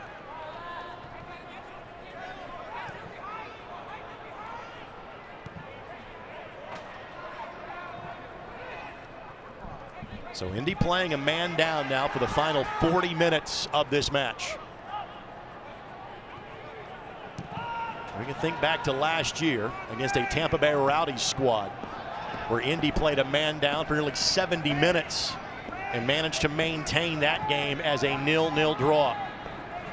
Now you're playing against a team that is pumping out 3 goals a night in Pittsburgh. Yeah, and for Pittsburgh, there's plenty of time and they've got plenty of scoring. They have to be careful they don't get themselves out of shape, push too many numbers forward, and give an opportunity for a counterattack, because the ways that this game is going to get out of control for them is either on counterattacks or restarts. So Newton, what do we say in almost every broadcast? He's not asked to make a lot of saves. He's asked to make 1 or 2 big ones, and absolutely had that one covered. And I'll tell you what, this is something that's really difficult to read, but it's 99% effective. The higher the arm on the player that's approaching the ball as they take that shot, 99% of the time that ball is going in that direction. But it's a bang read from the goalkeeper, and it's a really difficult thing to be able to pull off. This is the part where I inform those watching from outside of the Indianapolis area. My partner was a professional goalkeeper for over 10 years. Newton off his line to claim that one as they were trying to lead with the throw to find Mertz behind space of Hackshaw. But also my partner is a college soccer coach, so he knows of what he speaks. I'll tell you, a little concern right now. You had some giveaways from Hackshaw in the first half, a bad touch here to open the second half. You know, at some point you have to recognize, okay, it's not my day. it's not my day to play the short game. It's not my day to try and possess it. Things have to change. Otherwise, that's going to become something that Pittsburgh can key on. Fans, Indy 11 Premium Suites, the perfect way to entertain your guests. Learn more at Indy11.com or call 317-685-1100. It's going to Iose a red card for denying a goal-scoring opportunity with an outstretched arm. Red card and a penalty given. Penalty not converted by Mertz. Indy hanging on to a 1-0 lead. And now you will see Indy take on a defensive shape for the rest of the match. Connor trying to split the two defenders in Lee and Thomas and couldn't do it. But it's amazing to see how things have changed for the Indy 11 from an alignment standpoint. From a positional player standpoint, a 5-3-1 is what they are doing. And the man that is out on an island is normally a midfielder in Drew Connor. And that may be a position that you rotate, because it's going to take a little bit of energy for Drew Connor to be able to chase down the balls that are knocked up to him, to be able to possess it, to apply a little bit of pressure on that back line. It's going to burn a lot of energy on him. So I would not be surprised to see a little bit of a rotation in the one. This is the part, though, where we also talk about the fact that you have 5 subs. You can bring on 5 sets of fresh legs if you're the Indy 11 to help try to combat that, knowing you're going to be chasing the game now for the next 37+ minutes. Another thing I want to kind of get into the mindset here for the Indy 11, Brad, is that, again, as soon as this happened, you see a tactical change immediately. How much is a scenario like this covered in practice? How much time does a team spend working on something like this? Every team has a different rhythm to how they prepare for moments like this, and a lot depends on the IQ of your players. You know, do you have veteran players who have been in these kind of scenarios before where you're not too worried? You know, in our situation, in a day before a match, we will have 3 5-minute matches, you know, to end our training session, and it's scores even, goal up, man down, man up, goal down, so that the players have to recognize here's a time to press, here's a time to sit in and try and kill off the game. First up for the Indy 11 will be Matt Watson. Opportunity here, and that ball is knocked away for a corner. A little bit of a shove at the end of the play.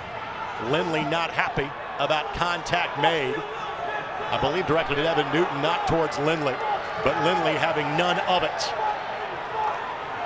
And like we said to start the broadcast, this feels like a divisional game, does it not? It does, and these teams, every time they play, there's something important on the line. And, you know, here, you know, for Pittsburgh, they know what Hartford's doing right now. And for Indy 11, they've got to get back to getting that 3 points.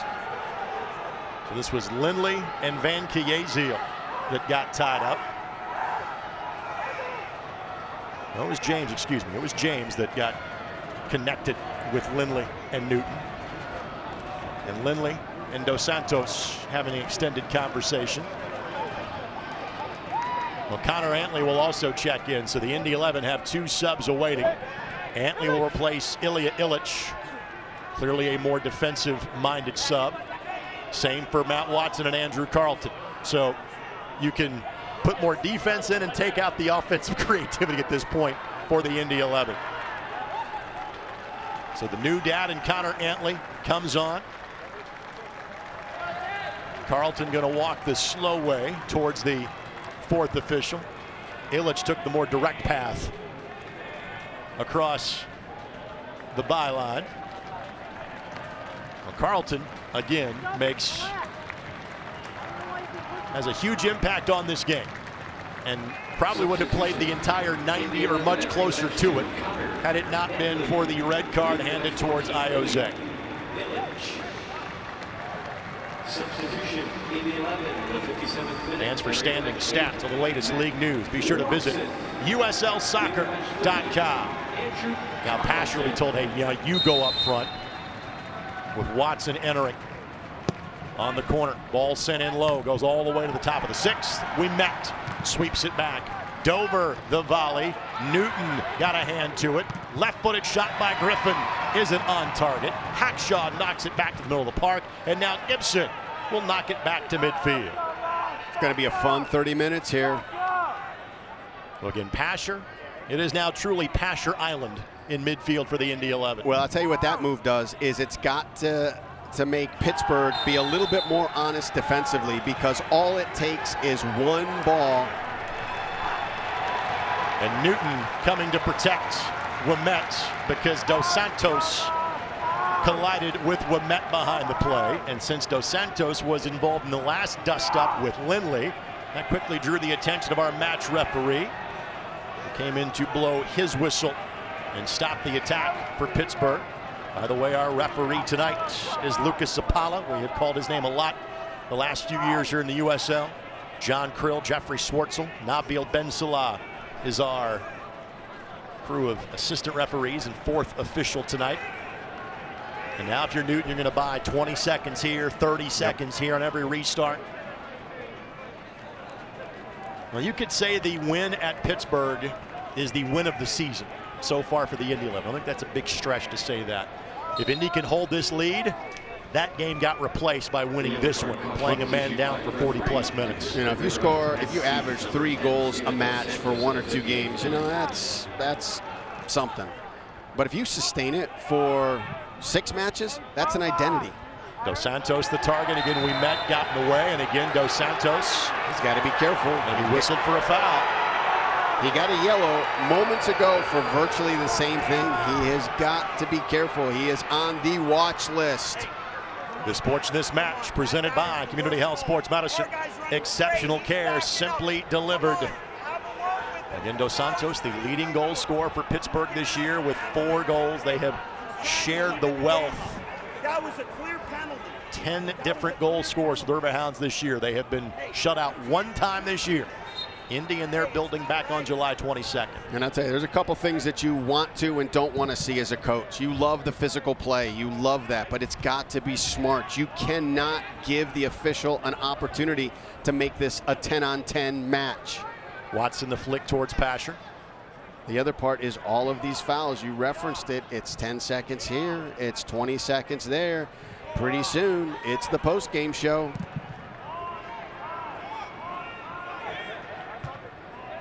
And if Indy can find Pasher for a moment of brilliance, they'll go for it. If not, it'll likely be 8 behind the ball as far as the field position players are concerned the rest of the way. Give and go by Mertz. Antley will simply watch that one and hold up play. But you can see the difference in the way Pittsburgh is defending with Pasher up top. They're not sending as many numbers. They are keeping guys back because they realize we've got 2 things we can do here. We can get a touch on that ball before it gets to Pasher's feet, or we can drop and just try and keep him in front of us. Pittsburgh has yet to use a substitution. They have all 5 at their disposal. Indy 11 have 3 more, which they can use over 2 different substitution windows for the rest of this match. Mensah looking to make the turn on Osmond. Good work by Osmond to poke that ball away. Antley is there. Will buy a little more real estate. Dover settles for the Riverhounds. Dover made the move with Coach Lindley from the Rochester Rhinos to Pittsburgh. Lindley had a lengthy run going, and Newton will watch that ball go aimlessly over the end line for a goal kick. Las Vegas takes center stage on August the 25th when the Lights take on Orange County SC on ESPN Deportes in a Group B showdown. Don't miss the drama unfold on a national stage August 25th at 10 o'clock Eastern Time on ESPN Deportes. That pressure by Lindley is what forced that ball from Lee.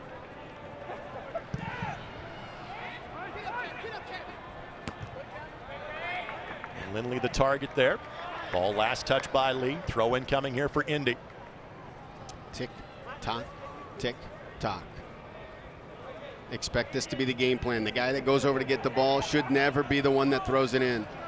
By the way, that is the first red card of the season, picked up by a member of the Indy 11. Watson given a card for apparently the turn on Mertz. So Watson picks up a yellow. That's his first of the year. Matt Watson, a 35-year-old super sub for the Indy 11. He has played in every match but one, but only one of them has been in a starter's role. Given his average number of minutes, this will be a lengthy evening for Mr. Watson. A yellow card caution. But the nice part about these minutes is the bulk of this game is going to be played in this half. They're going to be absorbing pressure. So the runs that he's going to make are not box to box. You know, for all the players in there, you can conserve a little bit of energy as your shifts and your adjustments are a lot smaller than if this game was going to be over the entire length of the field. In 5-3-1, the defensive alignment for Indy. The flick finds Dos Santos with the turn. Mertz can't latch on to it. And Newton gobbles it up. Even though Carlton the assist and Pasher the goal. If it stays like this, it might be Evan Newton who is the man of the match. Antley on the run of the evening. My goodness, from end line to forward position. Just how aggressive do you want your defenders being in this scenario, Brad? It's situational. I have zero problem with you attacking that space and moving, changing field position 80 yards for us. You know, if you're going to do it when there's, numbers back or we're out of shape, I'm going to have a problem with it. But in a situation like that, I'm good with it. Let's change field position. Minute number 64, Indy 11 playing a man down and a 1-goal advantage. Cam Lindley on the restart. Fitting he gets the start tonight as the racing Indy attire is being worn. He was the model for all the social media when those posts came out back in May. It was Cam Lindley and IndyCar driver Jack Harvey. Jack driving the number 60 machine for Meyer Shank Racing. One of the Honda drivers that will start in the Indianapolis 500 next Sunday afternoon. For a guy who's always done the Indy 500 in May, how weird does it feel to you right now that it's August? Beyond bizarre.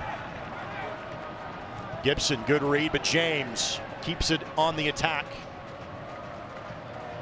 He's out at the track today. Lee draws the foul on Gibson. And again, here comes a set piece opportunity. Yeah, and I love the explosiveness on Tyler Gibson to get there and to apply pressure. But you got to pull it back. You just can't give up restarts right now. Lee quickly went down knowing he could draw the foul in that scenario. And it's Forbes that will direct traffic. Forbes sends it in right to an Indy 11 player. It was Antley that got there first. But the pass by Lindley was errant, couldn't really clear the zone. Mertz makes the run, and that'll be a foul against Pittsburgh. Ropapa Mensah.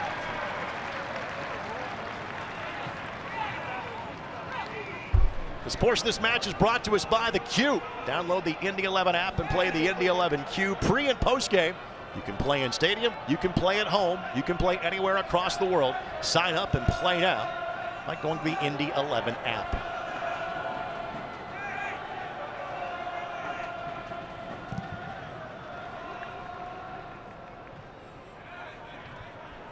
Throw in coming here for Indy in minute number 66.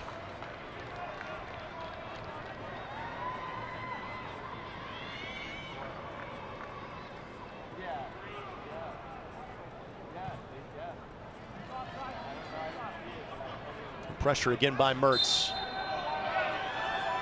I see there's the situation, there's not the space to play that short. Knock it into the corner. Forbes plays the ball across. Now Dover.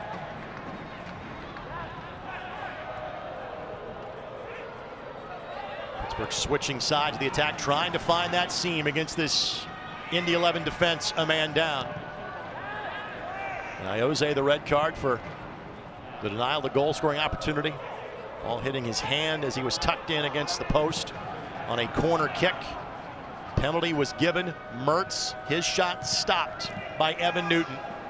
That is the moment of this match from the Indy 11 perspective so far, but all kinds of time for Pittsburgh to find potentially one, if not more.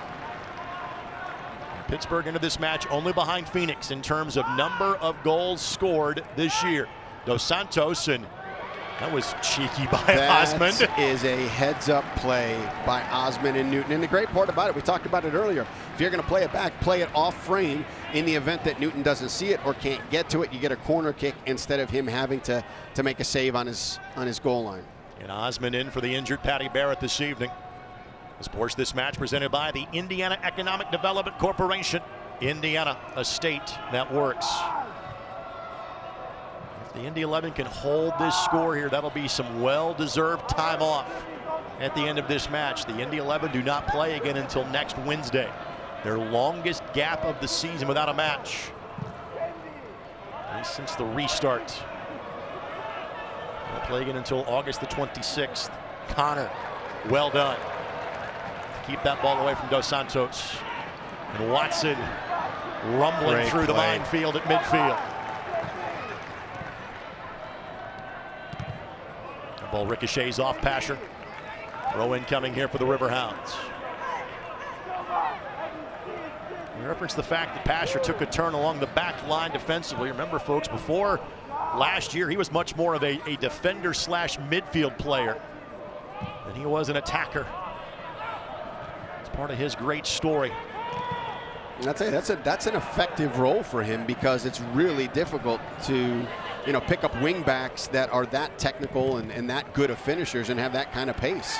So, he was effective in that role and getting forward. They moved him higher up into the midfield. He was effective in that role, and then they put him up top, and holy smokes, he's been effective. 13 goals a year ago, 8 in 9 matches so far this year. He has scored now in 7 of the 9 games for the Indy 11 this year. James, the flick. Onside was Dover. Pittsburgh, of course, has plenty of time to organize here. A man to the good. Van Chiesi. Ball heads back to his feet. It was his ball that Ioze ended up having the ball hit his arm that drew said card and penalty. Ball sent in. Hackshaw got there Good first win. for Indy. Antley steers it to Pasher. Pasher, the flick.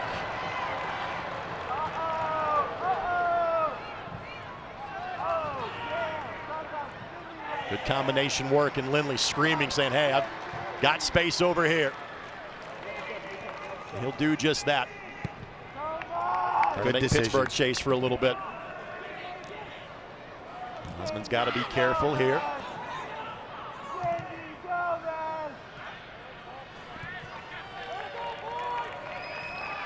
Does Pasher think about the long run here?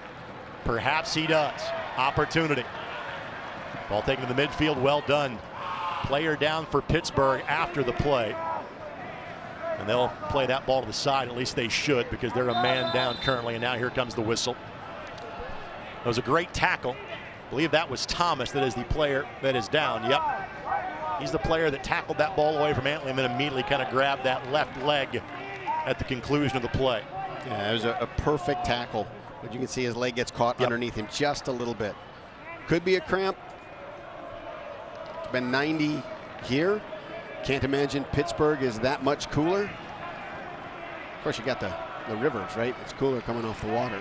First substitution of the match coming in for the Riverhounds. This is Anthony Velarde. Velarde from California. Played at Fresno Pacific University. And the restart coming here for Pittsburgh. Indy 11 kind of taking their own water break before the official one in about 5 minutes. There will be plenty of added time on the back end of this one. Pittsburgh Riverhounds SC in the 71st minute. Entering the match, Anthony Velarde. Player is still down for Pittsburgh. 23 lead. Next substitution will be Mark Lindstrom. Getting ready to come on for Pittsburgh. Lindstrom, a defender. He's going to have to come on and replace Thomas, as he is simply done for the night. And again, both teams now will come hydrate a little bit. And both teams are simply saying, all right, let's combine the injury timeout with the hydration break. That makes sense. I mean, I understand by the book, and here's where it's supposed to be, but the fluidity of the game is important as well. And you're taking a break right now with Thomas's injury. Get the hydration break in.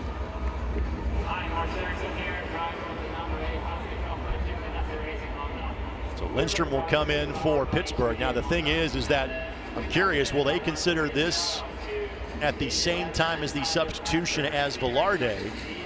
If not, if it's separate substitution, if Pittsburgh wants to sub 3 players the rest of the match, they would have to do so at the same time. That'd be interesting. I mean, you know, this is something that Bob Lilly hasn't had to deal with his entire career as far as these windows to substitute and 5 substitutes. So it'd be something that you easily could see is in the back of your head and not at the forefront. But if you are thinking of it, as you just did, it'd be good to get clarification from the official so you understand what you've got to play with here. So Bob Lilly teaching up his guys on the sideline. Let's show you how they got to this position of being a man up. Again, Van Kiezil, Ioze sliding over, and again deemed to have played that ball with his arm. And the replay shows it might have been head to arm first, but referee looks at it, sees an extended arm, sees the ball, denying of a goal scoring opportunity. Red card shown, penalty given, save made, Evan Newton. Yeah, and I do think if it didn't hit his arm, it was probably going in. So you got to make that call, and it wasn't a bad penalty kick by Mertz. It's just Newton was better in that moment.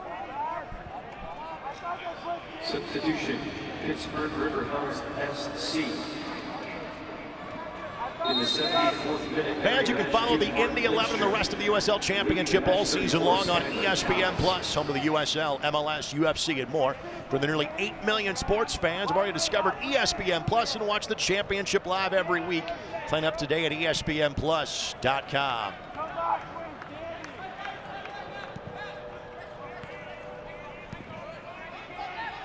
So a needed breather for the Indy 11. They've been chasing this game for the last 20-plus minutes.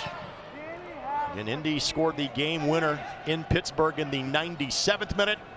I would imagine this game will likely see a 97th minute with the amount of stoppage time we have had already here in half number 2. So Lindstrom in replacing Thomas. Lindstrom, a native of Sweden, played his college soccer at UNC Wilmington. That was a substitution you probably weren't planning on making if you're the Riverhounds.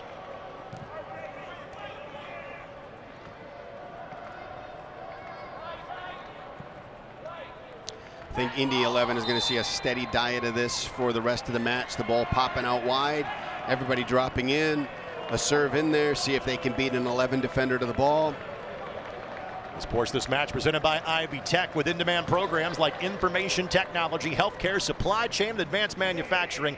Ivy Tech Community College is the place to get started or continue working toward your educational goals. By the way, for Lindstrom, this is his season debut. So again, an unexpected substitution for Bob Lilly.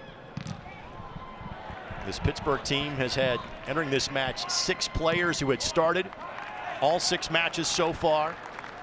They had 9 players that have appeared in all 6 games so far this season. And this is the first time that Thomas has been subbed out this season. He had played all 540 minutes coming in. Thomas, Van Kiezil, and Ryan James had all been Ironmen to this point of the season for the Riverhounds. Passer ball deflected away from him. It'll maintain possession for the Indy 11. And from the Indy 11 perspective, if this match is a snoozer the rest of the way, that is absolutely fine by them. Watson, good looking turn. And does it lead to a corner? No. Deflected off of him. Goal kick coming for Gomez. Great little combination now. You got the ball in the corner. You know, you're hoping for a throw in or a corner kick, which is going to buy you another 30 seconds to a minute, and also, you know, keep the ball 100+ yards from your net. Gibson goes in there. Easy call. Dos Santos whistled for the foul. Tonight's match airing in Indianapolis on Wish TV. Wish TV is your local news source, online at wishtv.com.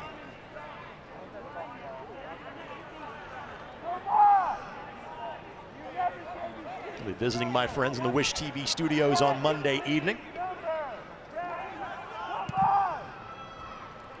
Watson the target here. Gomez quickly over to get it. In fact, I'll be starting to appear on Daybreak every Thursday morning as of this week on Wish TV. Absolutely. High school football season. As you know, I speak both branches of football. Yes, yes. I didn't know if you might have had like a starring role in some soap opera or something coming up. I'm not sure how to respond. I'm trying to think of the proper response. I'm just going to let that one lie.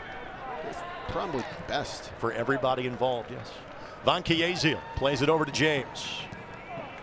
James shanks it. Pasher trying to sprint towards it, but again, just forces off the rhythm of Pittsburgh. And that'll be a foul on Pasher. And again, Gibson does the veteran move. He's probably got, that's his last warning. The next thing he will see would be a card.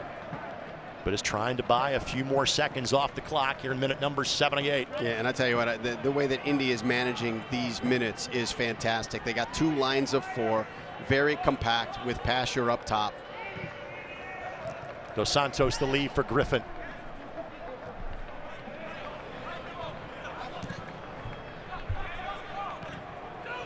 Now Mertz.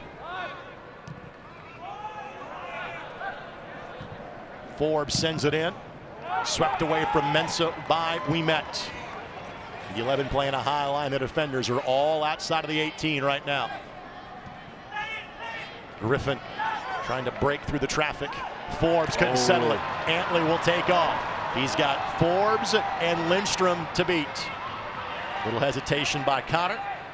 Eventually Forbes wins it away and plays it back to his goalkeeper. But again, that play alone by Antley buys 30 seconds. Uncharacteristic touch by Forbes. Great decision by Antley just to attack the space.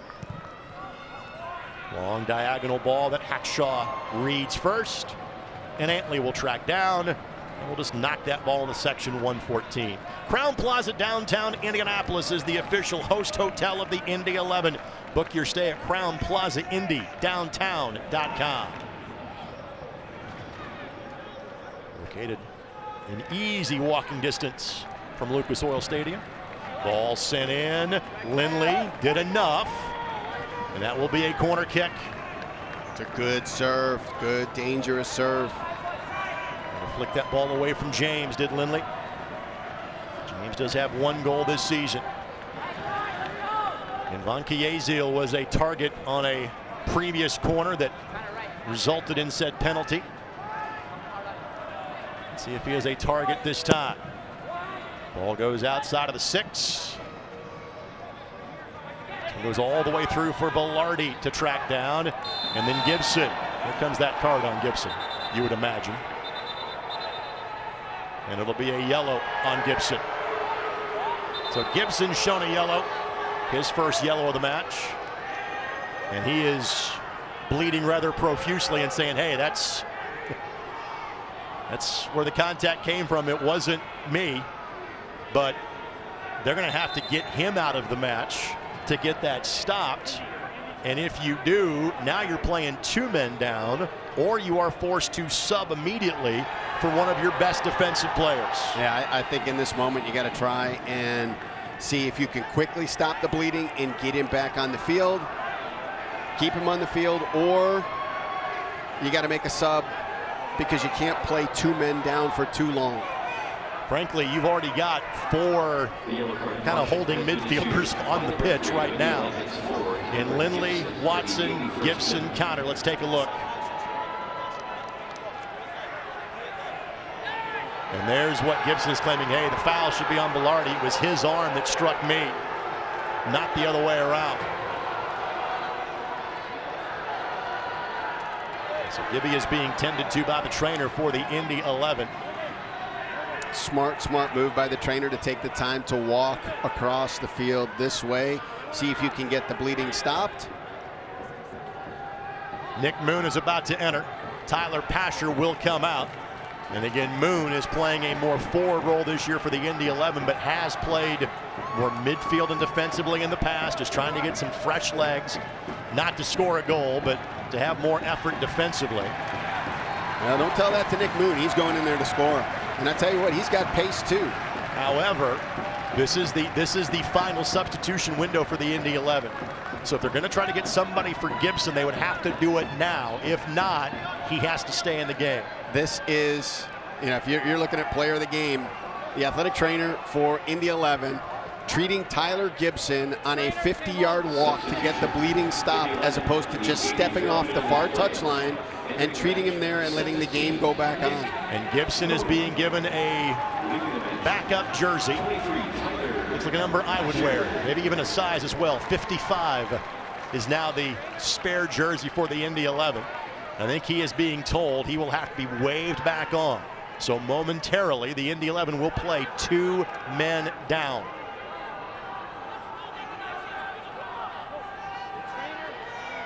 If there's a jersey auction, that's the jersey I want after the match. The 55? Old number 55. Who's the most famous 55 that pops in your head? I have nobody. I'm sure I can think of some. It could be Tyler Gibson. Oh, I got one. Was that Butkus or was that? That was 51. Ball sent in. The back heel, Van Kiesel didn't get to it. Touch last by the Indy 11. Gibson now will come back on. So now the Indy 11 with 10 on the field instead of 9. Got to be big.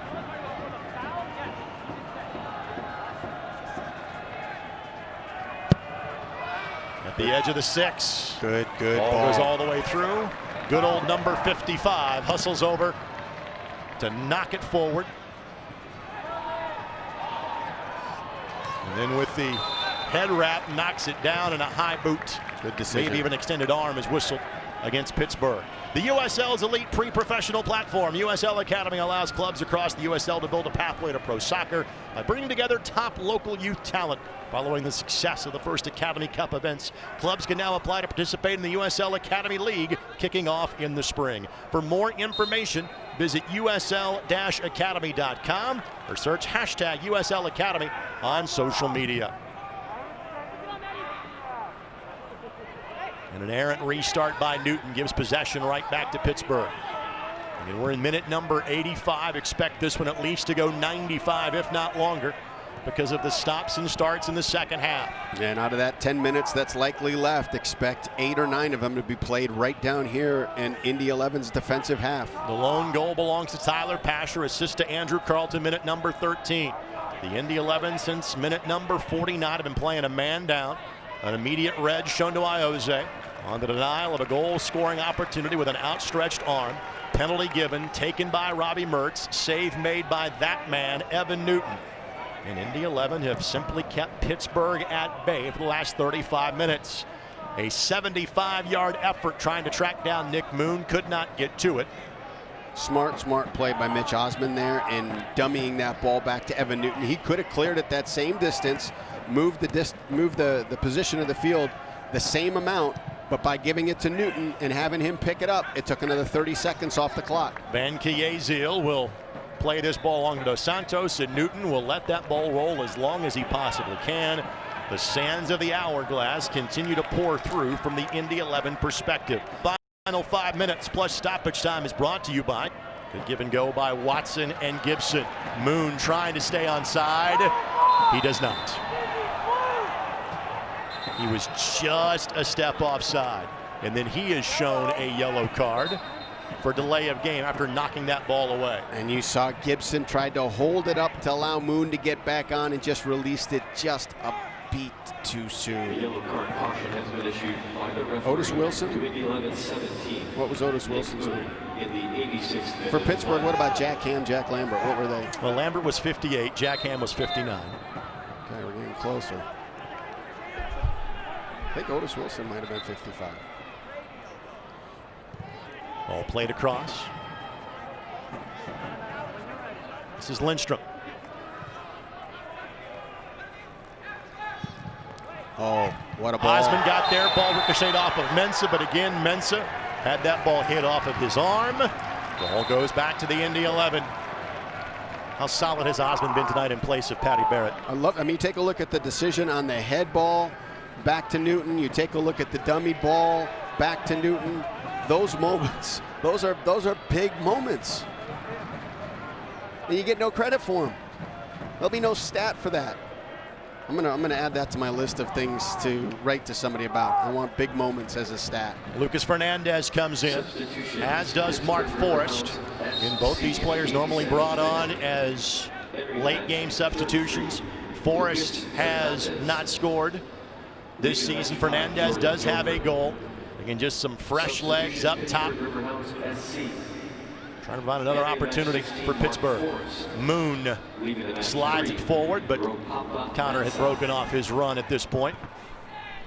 And that's tough. There's so many bodies that are swarming around the ball that it's got to be a quick release. Another couple touches just closes every window available to you.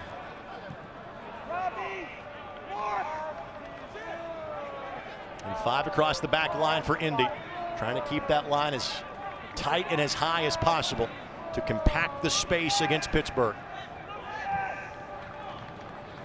Really, it's almost 2 lines of defense right now for Indy. Looking back post. Dos Santos got there first, may have actually gotten away. The player who had a better chance of getting that one in Forrest. And I tell you, I love the way that the 2 lines of Indy 11 are staying compact. But as dangerous as these serves are becoming, you may want to shift that one player out a little closer to the ball, apply a little bit of pressure just to see if you can put a thought in the head or maybe affect the serve in.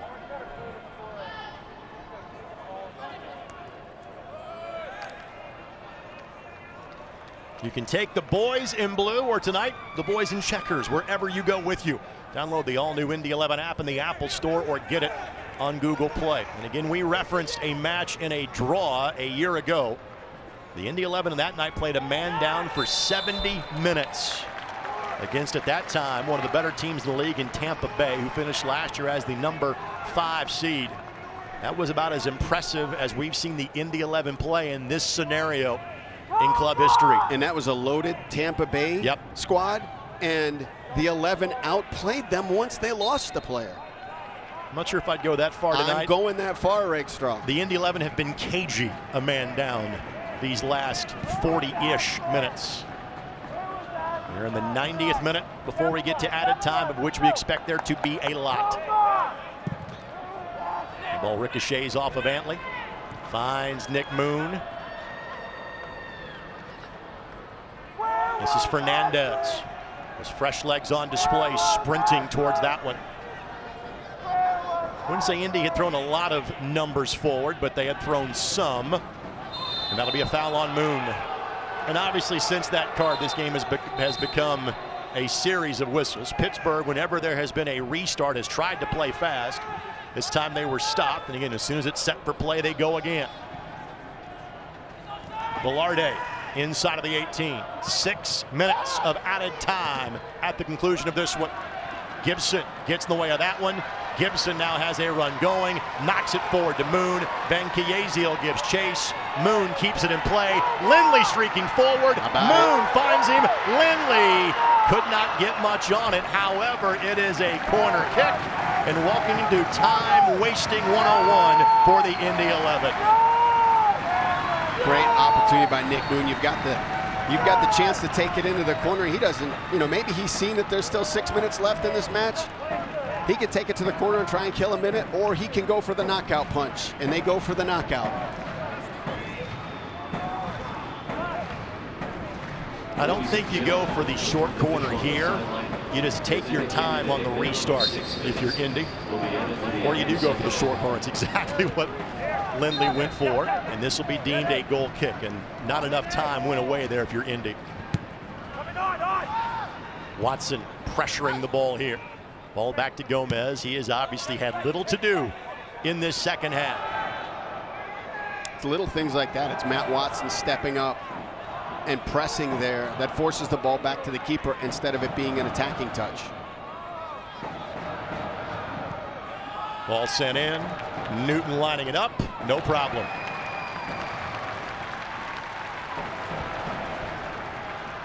Both of these goalkeepers are way down the list in terms of number of saves, just because of what their defense does in front of them every night. But tonight, you are seeing why Evan Newton is such a key piece of this team. There's going to be a night or two every year where he's asked, hey, you've got to save the bacon. And with that penalty save and what he has done since then, tonight has been one of those nights. Yeah, but as a keeper, you stay connected physically to the match with a lot of repetitions, but you don't want the ball in your defensive third much. But you have to be ready, and he does a great job of having 20 minutes off from having to make a save to doing something heroic. Mertz Too much. is onside. Does a great job of keeping that ball in play. And eventually Connor will win the ball back for Indy. And then Connor goes to the ground, told to get up. Pittsburgh gets the takeaway. Forbes, the leave for Mertz. Mertz plays it across. Great job by Indy to tuck those arms in. No possible whistle there, but it will be a corner for Pittsburgh in minute number 93. And everybody up for Pittsburgh. And here you got to just get everybody's fatigued. You got to lock everybody in on their assignments. Velarde sends it in. Gibson steers it clear. Watson gives chase. James will play it across and settle. This is Fernandez. And Fernandez. Newton doesn't have to touch it. Watches it go up and over the ball. Really good job. Indy staying compact. You saw Matt Watson on that. The ball comes out. He can pop out of his gap, provide a little bit of pressure, make sure that ball doesn't come back into the box, tuck back into his space. Mitch Osmond cramping up just a bit. Neville Hackshaw, whether it's his teammate or somebody else, he's always the first guy to help out with a stretch. They love him. They absolutely love him. He's just a nice guy, always smiling. I think it's him. I think he's got a future in athletic training once this soccer thing is over for him. He's only 24. This is his 5th year in the USL Championship. Incredible. 3 years in Charleston. Now 2 extremely successful years with the Indy 11. And Moon draws a foul. And every whistle, whether 15, 20 seconds, come off the clock. 2 minutes left to clear for the Indy 11. And they're looking to bypass Tampa Bay in terms of total points amongst teams in the Eastern Conference. And Gibson will simply play that ball to the corner. Let Moon give chase, but Moon was in an offside position when the ball was sent his direction. Gomez sprinting to the spot to hit the reset button.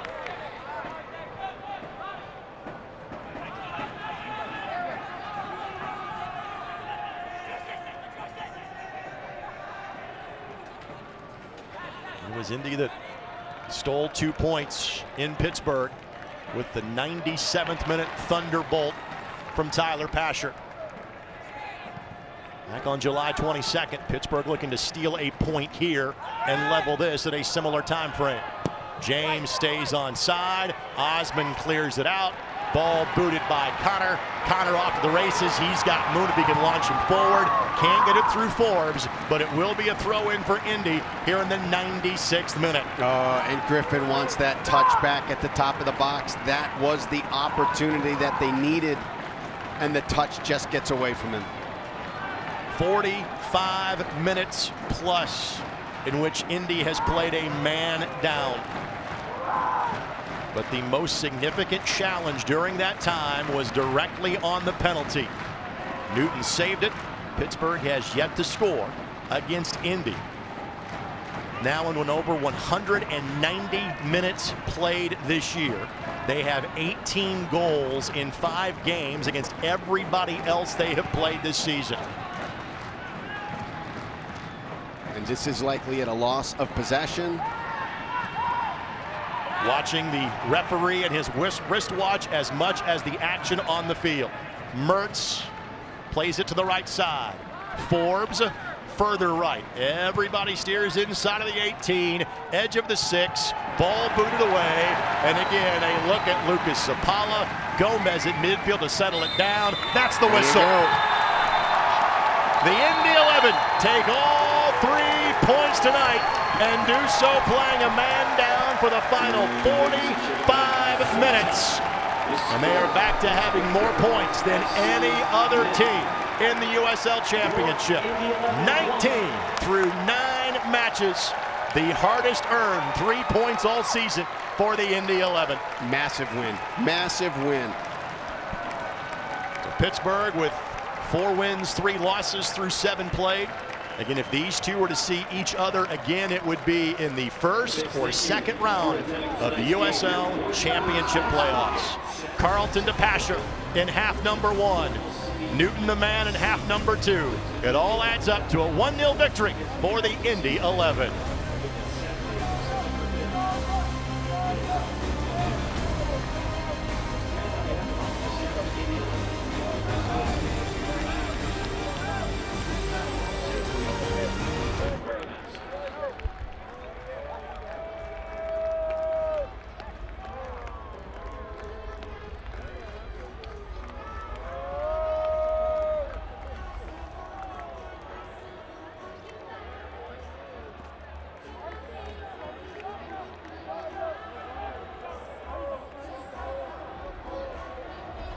Indy 11 Soccer is brought to you by your Central Indiana Honda dealers, proud to